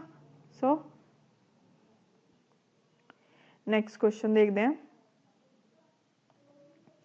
ਦੇਖੋ ਹੁਣ ਆਪਣੇ ਕੋਲ ਇਹਨੂੰ ਐਵੇਂ ਲਿਖਦੇ ਆ। ਠੀਕ ਹੈ, ਹੁਣ ਦੇਖੋ ਇਹਦੇ ਵਿੱਚ ਬੇਸਿਕਲੀ ਕੀ ਹੈ, ਇਹਦੇ ਵਿੱਚ ਅਗਰ ਮੈਂ ਇਹਨੂੰ ਮਾਈਨਸ ਕਰਾਂ 2 ਆਇਆ, 4 'ਚ 2 ਮਾਈਨਸ ਕੀਤੇ 2 ਆਇਆ, ਤਾਂ ਇਹਦੇ ਵਿੱਚ ਨੰਬਰ ਆਫ ਨਿਊਟਰੋਨ ਸੇਮ ਆ ਰਿਹਾ, ਤਾਂ ਇਹ ਕਿਹਦੀ ਐਗਜ਼ਾਮਪਲ ਹੋਈ, ਆਈਸੋਟੋਨ ਸੀ। Answer is B। Okay, next next उन्हें क्या है कि अगर अपने को इलैक्ट्रॉनिक कन्फिगरेशन यह वाली है तो नंबर ऑफ अनपेयर्ड इलैक्ट्रॉन मतलब जिन्हों की पेयरिंग नहीं हुई हुई वो किन्ने हैं। ਹੁਣ देखो अपने को शैल होंगे एस पी डी एफ एवें अलग अलग शैल्स होंगे हैं, ठीक है। ये इलैक्ट्रॉनिक कन्फिगरेशन लिखते हैं, ये कुछ लॉज ने, ठीक है, उन्होंने हिसाब नाल लिखते हैं। देखो हुण अपने को की है जिवें जिहड़ा एस शैल है, एस शैल है उहदे विच की हुंदा अपने को दो आ सकते हैं। तो पहला सिंगल भरिया जाऊगा, फिर उस तो बाद एक ओपोजिट स्पिन के नाल एक होर इलैक्ट्रॉन आऊगा। बेसिकली एस दे विच की हो गए दो, उस तो बाद अपनी 2s2 की फीलिंग होगी। 2s2 दे विच अपने को पहला सिंगल फिर एवें करके, ठीक है। फिर उस तो बाद अपने को किहदी वारी आऊगी पी दी, मतलब पहला एस फिल होगा फिर पी दी वारी। पी दे विच अपने को 6 इलैक्ट्रॉन्स आ सकते होंगे एक पी शैल दे विच। हुण जिवें देखो पहला सिंगल सिंगल भरिया जाऊगा, एवें अपवर्ड करके पहला सिंगल भरिया गया, उस तो बाद हुण दो रह गए, 5 भरने हैं तो एक इत्थे आ गया एक उरे आ गया। यानी कि जो नंबर ऑफ अनपेयर्ड इलैक्ट्रॉन्स है कितना आया, एक आया ना, तो आंसर क्या होगा 1। ओके नैक्सट क्वेश्चन देखो। हुण देखो मैं तुहानूं क्या सीगा कि जेडे भी आपां नूं पता है कोई एलीमेंट है, एलीमेंट के जेडे एटम्स है वो कोई भी कैमिकल रिएक्शन चो ही पार्ट लैंदे एलीमेंट की जगह ते, ठीक है। हुण उन्हां दा मेन मकसद की हुंदा स्टेबल होना। हुण जेडे दो आर्गन एटम्स हैं वो की करते हैं, वो एक दूजे नूं अट्रैक्ट करते हैं। देखो ये तो एवें याद रख लो कि जेडे वैंडरवाल फोर्सिस है, वैंडरवाल फोर्सिस बेसिकली अपने को मेन गैसिस दे विच हुंदियां ने, ठीक है। तो आर्गन की गैस है, ये एटम्स जेडे ने वो अट्रैक्ट करनगे एक दूजे नूं किहड़ी फोर्सिस दे नाल, C that is van der Waals forces. Okay उस तो बाद हुण आपां अगे नैक्सट दसी जाऊँगी ये सारे बॉन्ड्स के बारे भी जिमें जिमें क्वेश्चनस चाहूगा। नैक्सट देखो कहता दो हाइड्रोजन एटम्स कंबाइन कर रहे हैं टू फॉर्म हाइड्रोजन मॉलीक्यूल, किहड़ा बॉन्ड होगा, आंसर इज कोवैलेंट। हुण इत्थे देखो जिहड़ा आयनिक बॉन्ड हुंदा है ये बेसिकली मैटल या फिर मैटल दा बनदा है किहदे नाल, नॉन मैटल दे नाल, मैटल दा नॉन मैटल दे नाल बनदा है, ठीक है। हुण इहनूं थोड़ा जिहा एग्जांपल्स दे नाल दस दिंदी हां, चलो इहनूं भी थोड़ा मैं एक्सप्लेन कर दिंदी हां, ठीक है, तुहानूं कितों पढ़न की जरूरत नहीं पऊगी। फिर सब तो पहले आपां गल करदे हां आयनिक बॉन्ड की। आयनिक बॉन्ड क्यों बोलते हैं, बिकॉज ये ट्रांसफर होंगी है इलैक्ट्रॉन्स की, ठीक है। पहली गल ये याद रखनी है। दूसरी गल ये हमेशा कोई मैटल ते नॉन मैटल दे विच बनता है। हुण आपां नूं पता है जिहड़े मैटल्स हुंदे ने वो की करते हैं, देखो मैटल जिहड़े भी ने उन्हां दे जिवें अपने कोल हो गया सोडियम हो गया, ठीक है, एलमीनीयम हो गया, इन्हां विच वैलेंस इलैक्ट्रॉन जनरली 1 2 3 होंदे हैं। पर जिहड़े नॉन मैटल्स हो गए इन्हां विच जिवें सल्फर वगैरह इन्हां विच 5 6 7 होंदे, क्लोरीन हो गया, ठीक है, इन्हां विच 5 6 7 होंदे जनरली। तो हुण देखो हुण अगर 1 2 3 है मैटल्स के वैलेंस शैल्स तो उन्होंने 1 2 3 लूज करना ईजी है, तो लूज करते हैं जिहड़े मैटल्स होंदे इलैक्ट्रॉन नूं की करते हैं लूज। ਉਹਦੇ ओपोजिट ਜਿਹੜੇ नॉन मैटल्स ਹੁੰਦੇ ਆ ਹੁਣ ਉਹਨੂੰ ਅਗਰ ਉਹਦੇ ਕੋਲ 7 ਹੈ ਤਾਂ ਉਹਨੂੰ ਇੱਕ ਚਾਹੀਦਾ ਸਟੇਬਲ ਹੋਣ ਲਈ 8 ਬਣਾਣੇ ਆ ਉਹਨੇ ਤਾਂ ਇੱਕ ਗੇਨ ਕਰ ਲੈਂਦਾ, ਠੀਕ ਹੈ। ਤਾਂ ਜਿਹੜੇ नॉन मैटल्स ਹੁੰਦੇ ਬੇਸਿਕਲੀ ਉਹ ਇਲੈਕਟ੍ਰੋਨਸ ਨੂੰ ਕੀ ਕਰਦੇ ਆ ਗੇਨ। ਇਹਨਾਂ ਬਾਰੇ ਥੋੜੀ ਜੀ ਚੀਜ਼ਾਂ ਯਾਦ ਰੱਖਣੀਆਂ ਪੈਣਗੀਆਂ, ਠੀਕ ਹੈ। ਹੁਣ ਇਹਦੀ ਐਗਜ਼ਾਮਪਲ ਮੈਂ ਤੁਹਾਨੂੰ ਦੱਸ ਦਿੰਦੀ, ਜਿਵੇਂ ਸੋਡੀਅਮ ਹੈ, सोडियम दे वैलेंस इलैक्ट्रॉन्स एक है क्योंकि आप लिखांगे ना 2 8 1, तो ये तो स्टेबल ही ने कि जेड़ा पार्ट लऊगा एक लऊगा। हुण ओपोजिट में ला ला क्लोरीन, क्लोरीन का मैं तुहानूं दस्सिया एटॉमिक नंबर 17 है। हुण अगर आप ओहदी लिखांगे अपने कोल की बनूगा 2 8 7, बेसिकली इहदे विच किन्ने वैलेंस इलैक्ट्रॉन आए 7। तो सोडियम ने क्लोरीन दे नाल मिल के 1 2 3 4 5 6 7, ठीक है। हुण ये दोनों आपस की बनाएंगे, ये की मिलूगा NaCl, इन्हों दोनों विच एवें करके शेयरिंग हो जूगी, ठीक है। तो शेयरिंग का की फायदा होया, सोडियम के कोल भी 2 आ गए, 2 स्टेबल होंगे, तो क्लोरीन के कोल एवें 8 आ गए। तो जिहड़ा बॉन्ड बने आपस च इन्हों आपां की बोलते हैं आयनिक बॉन्ड, ठीक है। आई होप तुहानूं समझ आ गया होगा। उस तो बाद अपने कोल नैक्सट बॉन्ड हुंदा है कोवैलेंट बॉन्ड। जिहड़ा कोवैलेंट बॉन्ड है ये बेसिकली किहदे विच बनदा है, ਇਹਦੇ ਵਿੱਚ ਨਾ ਦੋ ਨੌਨ ਮੈਟਲਸ ਜਿਹੜੇ ਨੇ ਉਹਨਾਂ ਵਿੱਚ ਬਣਦਾ, ਦੋ ਨੌਨ ਮੈਟਲਸ ਦੇ ਵਿੱਚ, ਠੀਕ ਹੈ, ਜਿਹੜਾ ਆਪਣਾ ਕੋਵੈਲੈਂਟ ਬੌਂਡ ਹੁੰਦਾ ਹੈ। ਇਹਦੇ ਵਿੱਚ ਬੌਂਡ ਦੇ ਵਿੱਚ ਇਹਦੇ ਵਿੱਚ ਨਾ ਤਾਂ ਟਰਾਂਸਫਰ ਹੁੰਦੀ ਹੈ, ਮਤਲਬ ਇਹਦੇ ਵਿੱਚ ਜਿਵੇਂ ਟਰਾਂਸਫਰ ਹੁੰਦੀ ਸੀ ਆਇਨਿਕ ਦੇ ਵਿੱਚ। ਇੱਕ ਹੋਰ ਗੱਲ ਦੱਸਣਾ ਭੁੱਲ ਗਈ, ਆਇਨਿਕ ਦੇ ਵਿੱਚ ਦੇਖੋ ਜਿਹੜਾ ਲੂਜ਼ ਕਰੂਗਾ ਇਲੈਕਟ੍ਰॉन्स ਨੂੰ ਉਹ ਕੀ ਬਣਾਊਗਾ ਆਪਣੇ ਕੋਲ ਕੈਟਾਇਨ, ਉਹਨੂੰ ਬੋਲਦੇ ਆ ਕੈਟਾਇਨ, ठीक है। तो ਜਿਹੜਾ ਇਲੈਕਟ੍ਰॉन ਨੂੰ ਗੇਨ ਕਰੂਗਾ ਉਹਨੂੰ ਆਪਾਂ ਕੀ ਬੋਲਦੇ ਆ ਐਨਾਇਨ। ਇਹ ਵੀ ਇੱਕ ਬਹੁਤ ਇੰਪੋਰਟੈਂਟ ਕੁਐਸਚਨ ਹੈ ਆ ਜਾਂਦਾ, ਮੈਂ ਤਾਂ ਹੀ ਦੱਸਿਆ।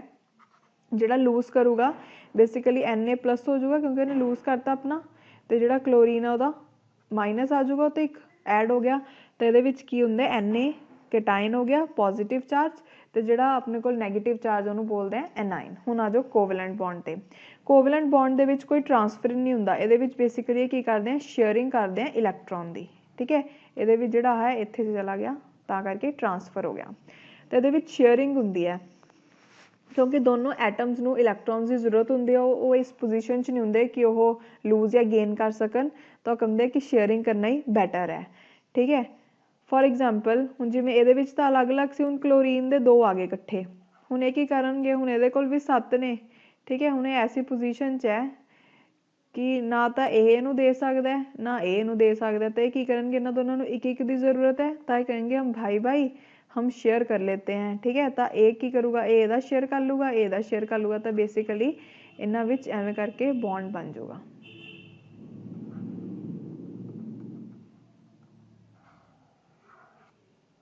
ਇਹਨਾਂ ਨੇ ਐਵੇਂ ਸ਼ੇਅਰ ਕਰ ਲਿਆ, ਤਾਂ ਜਿਹੜਾ ਆਹ ਬੌਂਡ ਬਣਿਆ ਇਹਨੂੰ ਕੀ ਬੋਲਦੇ ਆਪਾਂ, ਆਇਨਿਕ ਬੌਂਡ, ਸੌਰੀ ਕੋਵੈਲੈਂਟ ਬੌਂਡ, ਠੀਕ ਹੈ। ਇਹ ਨॉन ਮੈਟਲਸ ਦੇ ਵਿੱਚ ਬਣਦਾ ਤੇ ਸ਼ੇਅਰਿੰਗ ਹੁੰਦੀ ਹੈ, ਇਹਦੇ ਵਿੱਚ ਟਰਾਂਸਫਰ ਹੋਇਆ ਸੀ, ਓਕੇ। ਇਹ ਥੋੜੀ ਚੀਜ਼ ਯਾਦ ਰੱਖਣੀ ਹੈ। ਇਹਦੇ ਵਿੱਚ ਤੁਸੀਂ ਆਹ ਵਾਲੀ ਡਾਇਗਰਾਮ ਰਹਿਣ ਦਿਓ ਬਿਕੋਜ਼ ਇਹਦੇ ਵਿੱਚ ਐਂ ਲੱਗ ਰਿਹਾ ਕਿ ਸ਼ੇਅਰਿੰਗ ਹੋ ਰਹੀ ਹੈ, ਇਹਨੂੰ ਸਿੰਪਲ ਬਸ ਐਂ ਲਿਖੋ ਕਿ ਟਰਾਂਸਫਰ ਹੋ ਗਿਆ, ਤਾਂ ਕਰਕੇ ਆਪਣੇ ਕੋਲ ਐਵੇਂ ਬਣ ਗਿਆ, ਠੀਕ ਹੈ। ਉਹ ਤੋਂ ਬਾਅਦ ਇੱਕ ਆਪਣੇ ਕੋਲ ਹੋਰ ਹੁੰਦਾ ਬੌਂਡ ਜਿਹਨੂੰ ਆਪਾਂ ਬੋਲਦੇ ਹਾਂ ਹਾਈਡਰੋਜਨ ਬੌਂਡ। ਇਹ ਕਿਹਦੇ ਨਾਲ ਬਣਦਾ ਹੈ, ਇਹ ਬਿਟ ਇੱਕ ਹਾਈਡਰੋਜਨ ਐਟਮ ਤੇ ਇੱਕ ਇਲੈਕਟ੍ਰੋਨੈਗੇਟਿਵ ਐਟਮ ਦੇ ਕਰਕੇ ਬਣਦਾ ਹੈ। ਹਾਈਡਰੋਜਨ ਦਾ ਬਣਦਾ ਹੈ ਇੱਕ, ਇਹਨੂੰ ਬੇਸਿਕਲੀ ਐਵੇਂ ਲਿਖਦੇ ਜਿਵੇਂ ਚਾਹੇ ਉਹ ਆਕਸੀਜਨ ਹੋ ਗਿਆ, ਨਾਈਟ੍ਰੋਜਨ ਹੋ ਗਿਆ ਜਾਂ ਫਲੋਰੀਨ ਹੋ ਗਿਆ, ਕੋਈ ਵੀ ਇਲੈਕਟ੍ਰੋਨੈਗੇਟਿਵ ਐਟਮ ਹੈ ਉਹਦੇ ਨਾਲ ਬਣਦਾ ਹਾਈਡਰੋਜਨ ਦਾ, ਠੀਕ ਹੈ। ਉਹਨੂੰ ਬੋਲਦੇ ਹਾਂ ਹਾਈਡਰੋਜਨ ਬੌਂਡ। ਸੋ ਹੁਣ ਬੇਸਿਕ ਤੁਹਾਨੂੰ ਮੈਂ ਸਾਰਾ ਦੱਸਤਾ। ਹੁਣ ਕੁਐਸਚਨ ਦੇਖੋ, ਹਾਈਡਰੋਕਾਰਬਨ ਇਨ ਵਿਚ ਆਲ ਐਟਮਸ ਆਰ ਕਨੈਕਟਡ ਬਾਈ ਸਿੰਗਲ ਬੌਂਡ। ਸੌਰੀ ਇੱਕ ਕੁਐਸਚਨ ਰਹਿ ਗਿਆ ਆਪਣਾ ਜਿਸ 'ਚ ਸੀ ਆਪਾਂ, ਕਹਿੰਦਾ ਜਦੋਂ 2 ਹਾਈਡਰੋਜਨ ਐਟਮਸ ਕੰਬਾਈਨ ਕਰ ਰਹੇ ਟੂ ਫਾਰਮ ਹਾਈਡਰੋਜਨ ਮੋਲੀਕਿਊਲ, ਤਾਂ ਉਦੋਂ ਕੀ ਬਣ ਰਿਹਾ, 2 ਕੀ ਕਰ ਰਹੇ ਨੇ, ਕੰਬਾਈਨ ਹਾਈਡਰੋਜਨ ਮੋਲੀਕਿਊਲ ਨੂੰ ਬਣਾਉਣ ਦੇ ਲਈ। ਹਾਈਡਰੋਜਨ ਕੋਲ ਕਿੰਨੇ ਹੁੰਦੇ ਆ, 1 ਹੋਊਗਾ, ਤਾਂ ਸ਼ੇਅਰ ਕਰ ਲੈਣਗੇ, ਕੀ ਬਣ ਗਿਆ, ਕੋਵੈਲੈਂਟ ਬੌਂਡ, ਠੀਕ ਹੈ। ਉਹ ਤੋਂ ਬਾਅਦ ਹੁਣ ਦੇਖੋ ਇਹਦੇ ਵਿੱਚ ਕਿਹਾ ਗਿਆ ਕਾਰਬਨ ਜਿਹਦੇ ਵਿੱਚ ਸਾਰੇ ਐਟਮਸ ਆ ਜਿਹੜੇ ਸਿੰਗਲ ਬੌਂਡ ਦੇ ਨਾਲ ਕਨੈਕਟਡ ਆ, ਉਹਨਾਂ ਨੂੰ ਆਪਾਂ ਕੀ ਬੋਲਦੇ ਹਾਂ, ਹਾਈਡਰੋਕਾਰਬਨ ਮਤਲਬ ਕੋਈ ਐਸਾ ਜਿਹਦੇ ਵਿੱਚ ਹਾਈਡਰੋਜਨ ਤੇ ਕਾਰਬਨ ਦੇ ਐਟਮਸ ਹੋਣ, ਠੀਕ ਹੈ, ਉਹਨੂੰ ਬੋਲਦੇ ਹਾਂ ਹਾਈਡਰੋਕਾਰਬਨ। ਹੁਣ ਦੇਖੋ ਜਿਹੜਾ ਹਾਈਡਰੋਕਾਰਬਨ ਹੁੰਦੇ ਆ ਉਹਦੇ ਵਿੱਚ ਕਈ ਹੁੰਦੇ ਆ ਜਿਨ੍ਹਾਂ ਵਿੱਚ ਸਿੰਗਲ ਬੌਂਡ ਹੁੰਦਾ, ਕਈਆਂ 'ਚ ਡਬਲ ਹੁੰਦਾ, ਕਈਆਂ 'ਚ ਟ੍ਰਿਪਲ ਹੁੰਦਾ। ਹੁਣ ਦੇਖੋ ਜਿਹੜਾ ਐਲਕੇਨ ਹੈ, ਐਲਕੇਨ ਦੇ ਵਿੱਚ ਹੁੰਦਾ ਸਿੰਗਲ, ਕਿਉਂ, ਅਗਰ ਇਹਦਾ ਆਪਾਂ ਜਨਰਲ ਫਾਰਮੂਲੇ ਦੀ ਗੱਲ ਕਰੀਏ, ਇਹਦੇ ਵਿੱਚ ਨਾ ਫਾਰਮੂਲਾਜ਼ ਹੁੰਦੇ ਜਿਵੇਂ ਇਹਦਾ ਹੁੰਦਾ CnH2n+2। ਦੇਖੋ ਆਪਾਂ ਨੂੰ ਪਤਾ ਜਿਹੜਾ ਹਾਈਡਰੋਜਨ ਹੈ, ਹਾਈਡਰੋਜਨ ਦਾ ਕੀ ਹੁੰਦਾ, ਉਹਦੇ ਵਿੱਚ ਬੇਸਿਕਲੀ ਆਪਣੇ ਕੋਲ ਇੱਕ ਵੈਲੈਂਸ ਇਲੈਕਟ੍ਰੋਨ ਹੁੰਦਾ। ਕਾਰਬਨ ਦਾ ਐਟੋਮਿਕ ਨੰਬਰ ਕੀ ਹੈ 6, ਹਾਈਡਰੋਜਨ ਦਾ ਤਾਂ 1 ਹੈ, ਕਾਰਬਨ ਦਾ ਕੀ ਹੈ 6, ਠੀਕ ਹੈ। ਤਾਂ ਇਹਦੇ ਵਿੱਚ ਆਪਣੇ ਕੋਲ ਕਿੰਨੇ ਹੋ ਗਏ, ਇਹਨੂੰ ਆਪਾਂ 2 4 ਲਿਖਾਂਗੇ, ਯਾਨੀ ਕਿ ਇਹਦੇ ਵਿੱਚ ਵੈਲੈਂਸ ਇਲੈਕਟ੍ਰੋਨ ਕਿੰਨੇ ਹੋ ਗਏ 4। ਤਾਂ ਇਹ ਕੀ ਕਰਦੇ ਆ, ਆਪਸ 'ਚ ਕੰਬਾਈਨ ਕਰਦੇ ਆ ਜਿਹਦੇ ਨਾਲ ਐਲਕੇਨ ਬਣਦਾ। ਜਿਵੇਂ ਅਗਰ ਮੈਂ n ਦੀ ਵੈਲਿਊ ਇੱਥੇ ਸਪੋਜ਼ 2 ਪੁੱਟ ਕਰ ਲਾਂ, ਤਾਂ ਇੱਥੇ ਕੀ ਹੋ ਗਿਆ C2, H ਦਾ ਕਿੰਨਾ ਆ ਗਿਆ 2 × 2 4 + 2 ਦੈਟ ਇਜ਼ 6, ਠੀਕ ਹੈ, 4 + 2 6। ਹੁਣ ਅਗਰ ਮੈਨੂੰ ਡਰॉ ਕਰਾਂ, ਦੇਖੋ ਕਾਰਬਨ ਕਾਰਬਨ, ਹੁਣ ਕਾਰਬਨ ਦੇ ਵਿੱਚ 6 ਹੈ, ਯਾਨੀ ਕਿ 1 2 3। ਹਾਈਡਰੋਜਨ ਦਾ ਇੱਥੇ ਐਵੇਂ ਐਵੇਂ ਕਰਕੇ ਆਊਗਾ, ਇਹਨੂੰ ਬੇਸਿਕਲੀ ਐਵੇਂ ਲਿਖਦੇ ਆ, ਇੰਨੀ ਡਿਟੇਲ 'ਚ ਜਾਣ ਦੀ ਜ਼ਰੂਰਤ ਨਹੀਂ ਹੈ, ਬਸ ਮੈਂ ਇੱਕ ਸਮਝਾ ਦਿੰਦੀ ਹਾਂ, ਠੀਕ ਹੈ। ਹਾਈਡਰੋਜਨ ਇਹਦੇ ਵਿੱਚ ਐ ਬੌਂਡ ਬਣ ਜਾਊਗਾ, ਇਹ ਆਪਣਾ ਸ਼ੇਅਰ ਕਰ ਲੈਣਗੇ ਤੇ ਕਾਰਬਨ ਕਾਰਬਨ ਸ਼ੇਅਰ ਕਰ ਲੈਣਗੇ ਤਾਂ ਕਿ ਇਹ ਕੀ ਹੋ ਸਕਣ, ਸਟੇਬਲ ਹੋ ਸਕਣ, ਠੀਕ ਹੈ। ਐਵੇਂ ਬੇਸਿਕਲੀ ਬਣਦਾ ਇਹਦੇ ਵਿੱਚ, ਐਵੇਂ ਕਰਕੇ ਸਿੰਗਲ ਬੌਂਡ ਹੁੰਦਾ। ਇਹਦਾ ਜਨਰਲ ਫਾਰਮੂਲਾ ਹੁੰਦਾ ਆਪਣੇ ਕੋਲ CnH2n, ਤਾਂ ਇਹਦੇ ਵਿੱਚ ਕਾਰਬਨ ਤੇ ਕਾਰਬਨ ਦੇ ਵਿੱਚ ਐਵੇਂ ਡਬਲ ਬੌਂਡ ਬਣਦਾ। ਅਗਰ ਆਪਾਂ ਐਲਕੀਨ ਦੀ ਗੱਲ ਕਰੀਏ, ਇਹਦੇ ਵਿੱਚ ਹੁੰਦਾ ਆਪਣੇ ਕੋਲ ਫਾਰਮੂਲਾ CnH2n-2, ਇਹਦੇ ਵਿੱਚ ਆਪਣੇ ਕੋਲ ਟ੍ਰਿਪਲ ਬੌਂਡ ਫਾਰਮ ਹੋ ਜਾਂਦਾ, ਠੀਕ ਹੈ। ਇਹ ਤੁਸੀਂ ਵੈਲਿਊਜ਼ ਪੁੱਟ ਕਰਕੇ ਦੇਖ ਲਿਓ, ਤੁਹਾਨੂੰ ਸਮਝ ਆਏਗਾ। ਜਿਹੜਾ ਐਲਕੋਹਲ ਹੁੰਦਾ ਇਹਦੇ ਵਿੱਚ ਆਪਣੇ ਕੋਲ ਬੇਸਿਕਲੀ ਐਵੇਂ OH ਕਰਕੇ ਗਰੁੱਪ ਹੁੰਦਾ, ਇਹ ਫੰਕਸ਼ਨਲ ਗਰੁੱਪ ਹੁੰਦਾ ਇੱਕ ਆਪਣਾ, ਠੀਕ ਹੈ। ਸੋ ਸਿੰਗਲ ਵਾਲਾ ਕਿਹੜਾ ਹੈ, ਐਲਕੇਨ। ਬਸ ਇਸ 'ਚ ਯਾਦ ਰੱਖਣਾ ਐਲਕੇਨ 'ਚ ਸਿੰਗਲ ਬੌਂਡ ਬਣਦਾ ਹੈ ਕੋਈ ਵੀ ਐਟਮਸ ਦੇ ਵਿੱਚ, ਐਲਕੀਨ ਦੇ ਵਿੱਚ ਡਬਲ ਬਣਦਾ ਹੈ ਤੇ ਐਲਕਾਈਨ ਦੇ ਵਿੱਚ ਟ੍ਰਿਪਲ, ਬੇਸਿਕਲੀ ਕਾਰਬਨ ਦੇ ਵਿੱਚ ਹੀ ਬਣਦੇ ਹੁੰਦੇ ਇਹਦੇ, ਠੀਕ ਹੈ। ਨੈਕਸਟ ਦੇਖੋ, ਟ੍ਰਾਂਜਿਕਸ਼ਨਲ ਮੈਟਲ ਕੰਪਾਊਂਡਸ ਜਿਹੜੇ ਨੇ ਉਹ ਕਿਹੜੇ ਹੁੰਦੇ ਨੇ, ਉਹ ਬੇਸਿਕਲੀ ਆਪਣੇ ਕਲਰਡ ਹੁੰਦੇ, ਕਿਉਂਕਿ ਜਿਹੜੇ ਟ੍ਰਾਂਜਿਕਸ਼ਨਲ ਮੈਟਲ ਕੰਪਾਊਂਡਸ ਹੈ ਨਾ ਉਹ ਆਪਣੇ ਪੀਰੀਓਡਿਕ ਟੇਬਲ ਦੇ ਵਿੱਚ D ऑर्बिटल ਦੇ ਵਿੱਚ ਹੁੰਦੇ ਆ ਤੇ ਉਹਦੇ ਵਿੱਚ ਉਹ ਕਲਰਡ ਹੁੰਦੇ, ਉਹਨਾਂ ਦੀ ਪ੍ਰੋਪਰਟੀਜ਼ ਐਸੀ ਹੁੰਦੀ ਕਿ ਉਹ ਕਲਰਡ ਹੋ ਜਾਂਦੇ ਆ, ਠੀਕ ਹੈ। ਉਹ ਤੋਂ ਬਾਅਦ ਨੈਕਸਟ ਹੈ ਕਿ ਮੈਟਲ ਜਿਹਨੂੰ ਆਪਾਂ ਬੌਕਸਾਈਟ ਔਰ ਤੋਂ ਐਕਸਟਰੈਕਟ ਕਰਦੇ ਹਾਂ ਉਹਨੂੰ ਕੀ ਬੋਲਦੇ ਆ। ਇਹਦਾ ਆਨਸਰ ਆਪਣੇ ਕੋਲ ਆਊਗਾ A, ਦੈਟ ਇਜ਼ ਐਲੂਮੀਨੀਅਮ। ਇਹ ਤੁਸੀਂ ਪੜ੍ਹਿਆ ਵੀ ਹੋਊਗਾ, ਅੱਧੇ ਬੱਚਿਆਂ ਨੂੰ ਪਤਾ ਵੀ ਹੋਊਗਾ ਕਿ ਐਲੂਮੀਨੀਅਮ ਦਾ ਜਿਹੜਾ ਹੁੰਦਾ ਔਰ ਕਿਹੜਾ ਹੁੰਦਾ ਬੌਕਸਾਈਟ। ठीक है, सो नैक्सट देखते हैं, कहता which of the following is a non metal जिहड़ा कि लिक्विड रहिंदा रूम टैंपरेचर ते। हुण एलीमेंट्स की फॉर्म है मैटल्स, नॉन मैटल्स। ठीक है, जिहड़े अपने मैटल्स हुंदे हैं वो जनरली सॉलिड हुंदे हैं, नॉन मैटल लिक्विड भी हो सकते हैं, सॉलिड भी हो सकते, इवन गैसेस भी हो सकदियां ने। हुण ऐसा नॉन मैटल जिहड़ा लिक्विड फॉर्म च हुंदा है किहड़ा है, ब्रोमीन। अगर मैटल पुछा जाए जिहड़ा लिक्विड च हुंदा है उहदा आंसर क्या होगा, मरकरी। याद रखना है, इंपॉर्टेंट है। ओके, नैक्सट हुण आयोडाइज्ड साल्ट। आयोडाइज साल्ट की हुंदा है, आयोडाइज साल्ट दे विच एक तो कॉमन साल्ट हो गया अपना, तो दूसरा उहदे विच आयोडाइड है, तां करके उस च की हुंदा है potassium iodide. A as a fact याद रख लियो, आंसर आऊगा ए। नैक्सट है कि जिहड़ा वैनेगर है वो एसिडिक हुंदा है नेचर दे विच, क्यों, उस च ऐसा किहड़ा एसिड प्रेजेंट हुंदा है कि वैनेगर है जिहड़ा वो एसिडिक हुंदा है। इहदा आंसर है डी। देखो वैनेगर दे उपर एक होर क्वेश्चन आया होया है, हुण उन्होंने पुछया सी उहदे विच किहड़ा एसिड हुंदा है, इहदे विच पुछ लिया कि किन्ना हुंदा है। ठीक है, वैनेगर दे विच एसिटिक एसिड है जिहड़ा 5 to 20% हो सकदा है वाटर दे विच। ठीक है, तो इहदा आंसर आऊगा ए। एवें मतलब क्वेश्चन रिपीट हुंदे तां ही मैं हर क्वेश्चन ट्राई करदी हां कि तुहानूं थोड़ा थोड़ा नाल नाल दस्सी जावां। ओके, नैक्सट क्वेश्चन है कि जिहड़ा वॉशिंग सोडा है, ठीक है, उन्होंने की बोलते हैं, उसका कैमिकल नेम की है। देखो इसका आंसर आऊगा C, that is sodium carbonate. हुण तुहानूं मैं थोड़ा दस देनी है, सोडियम क्लोराइड की हुंदा है, NaCl किनूं बोलते हैं, नमक नूं, कॉमन साल्ट। ठीक है, और तो बाद सोडियम बाइकार्बोनेट किनूं बोलते हैं। देखो सोडियम बाइकार्बोनेट जिवें अपने कोल वॉशिंग सोडा सोडियम कार्बोनेट है, सोडियम बाइकार्बोनेट बोलते हैं आप बेकिंग सोडा नूं। ये याद रखना इंपॉर्टेंट है, बेकिंग सोडा। ठीक है, एक दो होर लिखवा देनी है जिहड़े इंपॉर्टेंट है। देखो वॉशिंग सोडा आ गया, बेकिंग सोडा हो गया, और तो बाद अपने को आ गया कॉस्टिक सोडा। कॉस्टिक सोडा दे विच की हुंदा बेसिकली अपना सोडियम हाइड्रोक्साइड, इहनूं लिखते हैं आप NaOH, की बोलते हैं सोडियम हाइड्रोक्साइड। ठीक है, और तो बाद नैक्सट अपना हो गया चौक। चौक की हुंदा है कैल्शियम कार्बोनेट।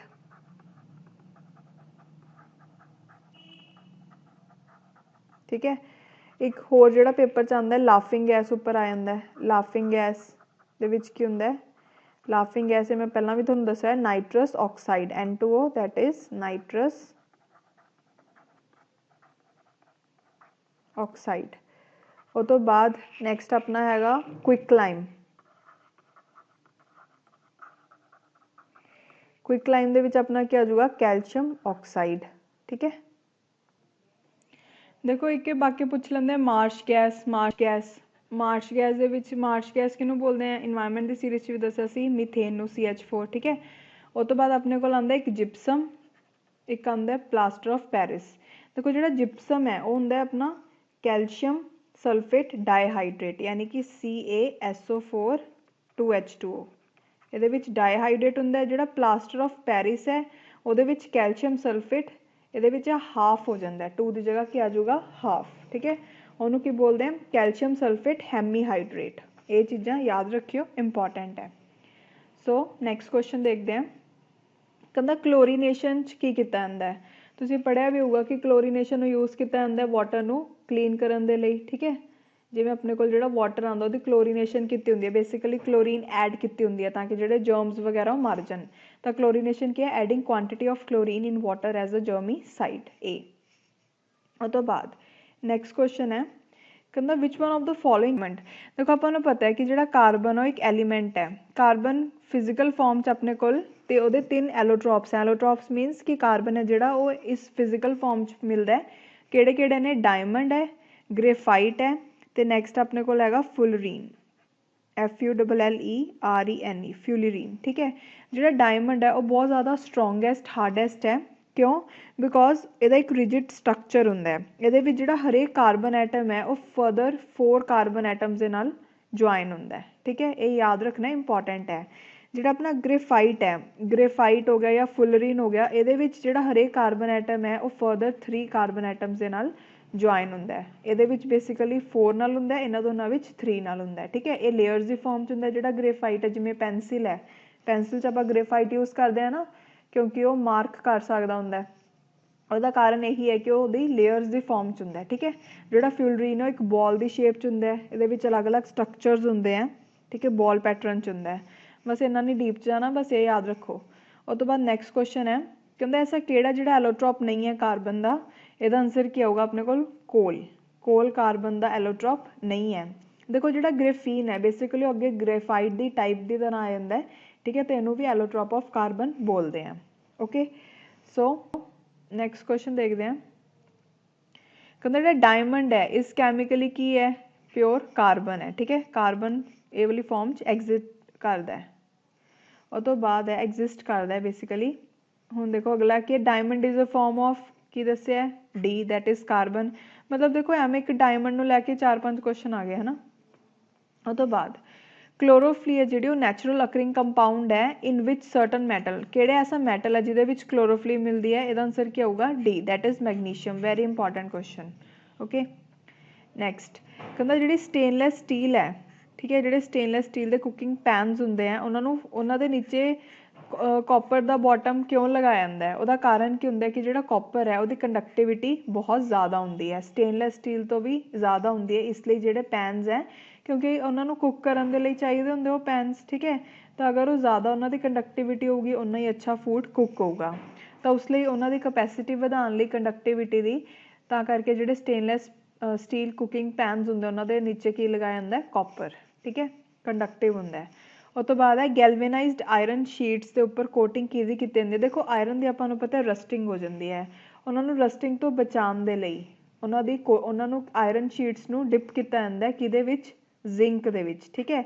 की हुंदा जिहड़ा जिंक है ना वो आयरन दे नालों ज़्यादा रिएक्टिव है, ता करके जिहड़ा हुण जिवें आयरन है, आयरन के उपर आपां कोटिंग करती जिंक की, ठीक है। हुण आपां नूं पता जिहड़ा जिंक है वो ज़्यादा रिएक्टिव है। हुण जिंक जो ऑक्सीजन की एयर दे विच ऑक्सीजन ओहदी जो प्रैजेंस ओहदी कॉन्टैक्ट च आऊगा जिंक, तो ये उपर एक अपने को लेयर बन जाती है जिन्होंने आपां बोलते हैं जिंक ऑक्साइड, ठीक है। तो लेयर का बेसिकली महत्व की होंदा है कि वो एक तो जिहड़ा उहदा अंदर जिंक है उन्होंने ऑक्सीडेट होने तो बचाती है, तो फर्दर जो अपना आयरन प्रिवेंट किया उन्होंने बचाती है, ठीक है। ये कारण होंदा है कि इन्हू गैल्वेनाइज किया जाता है। सो याद रखियो, इंपॉर्टेंट है।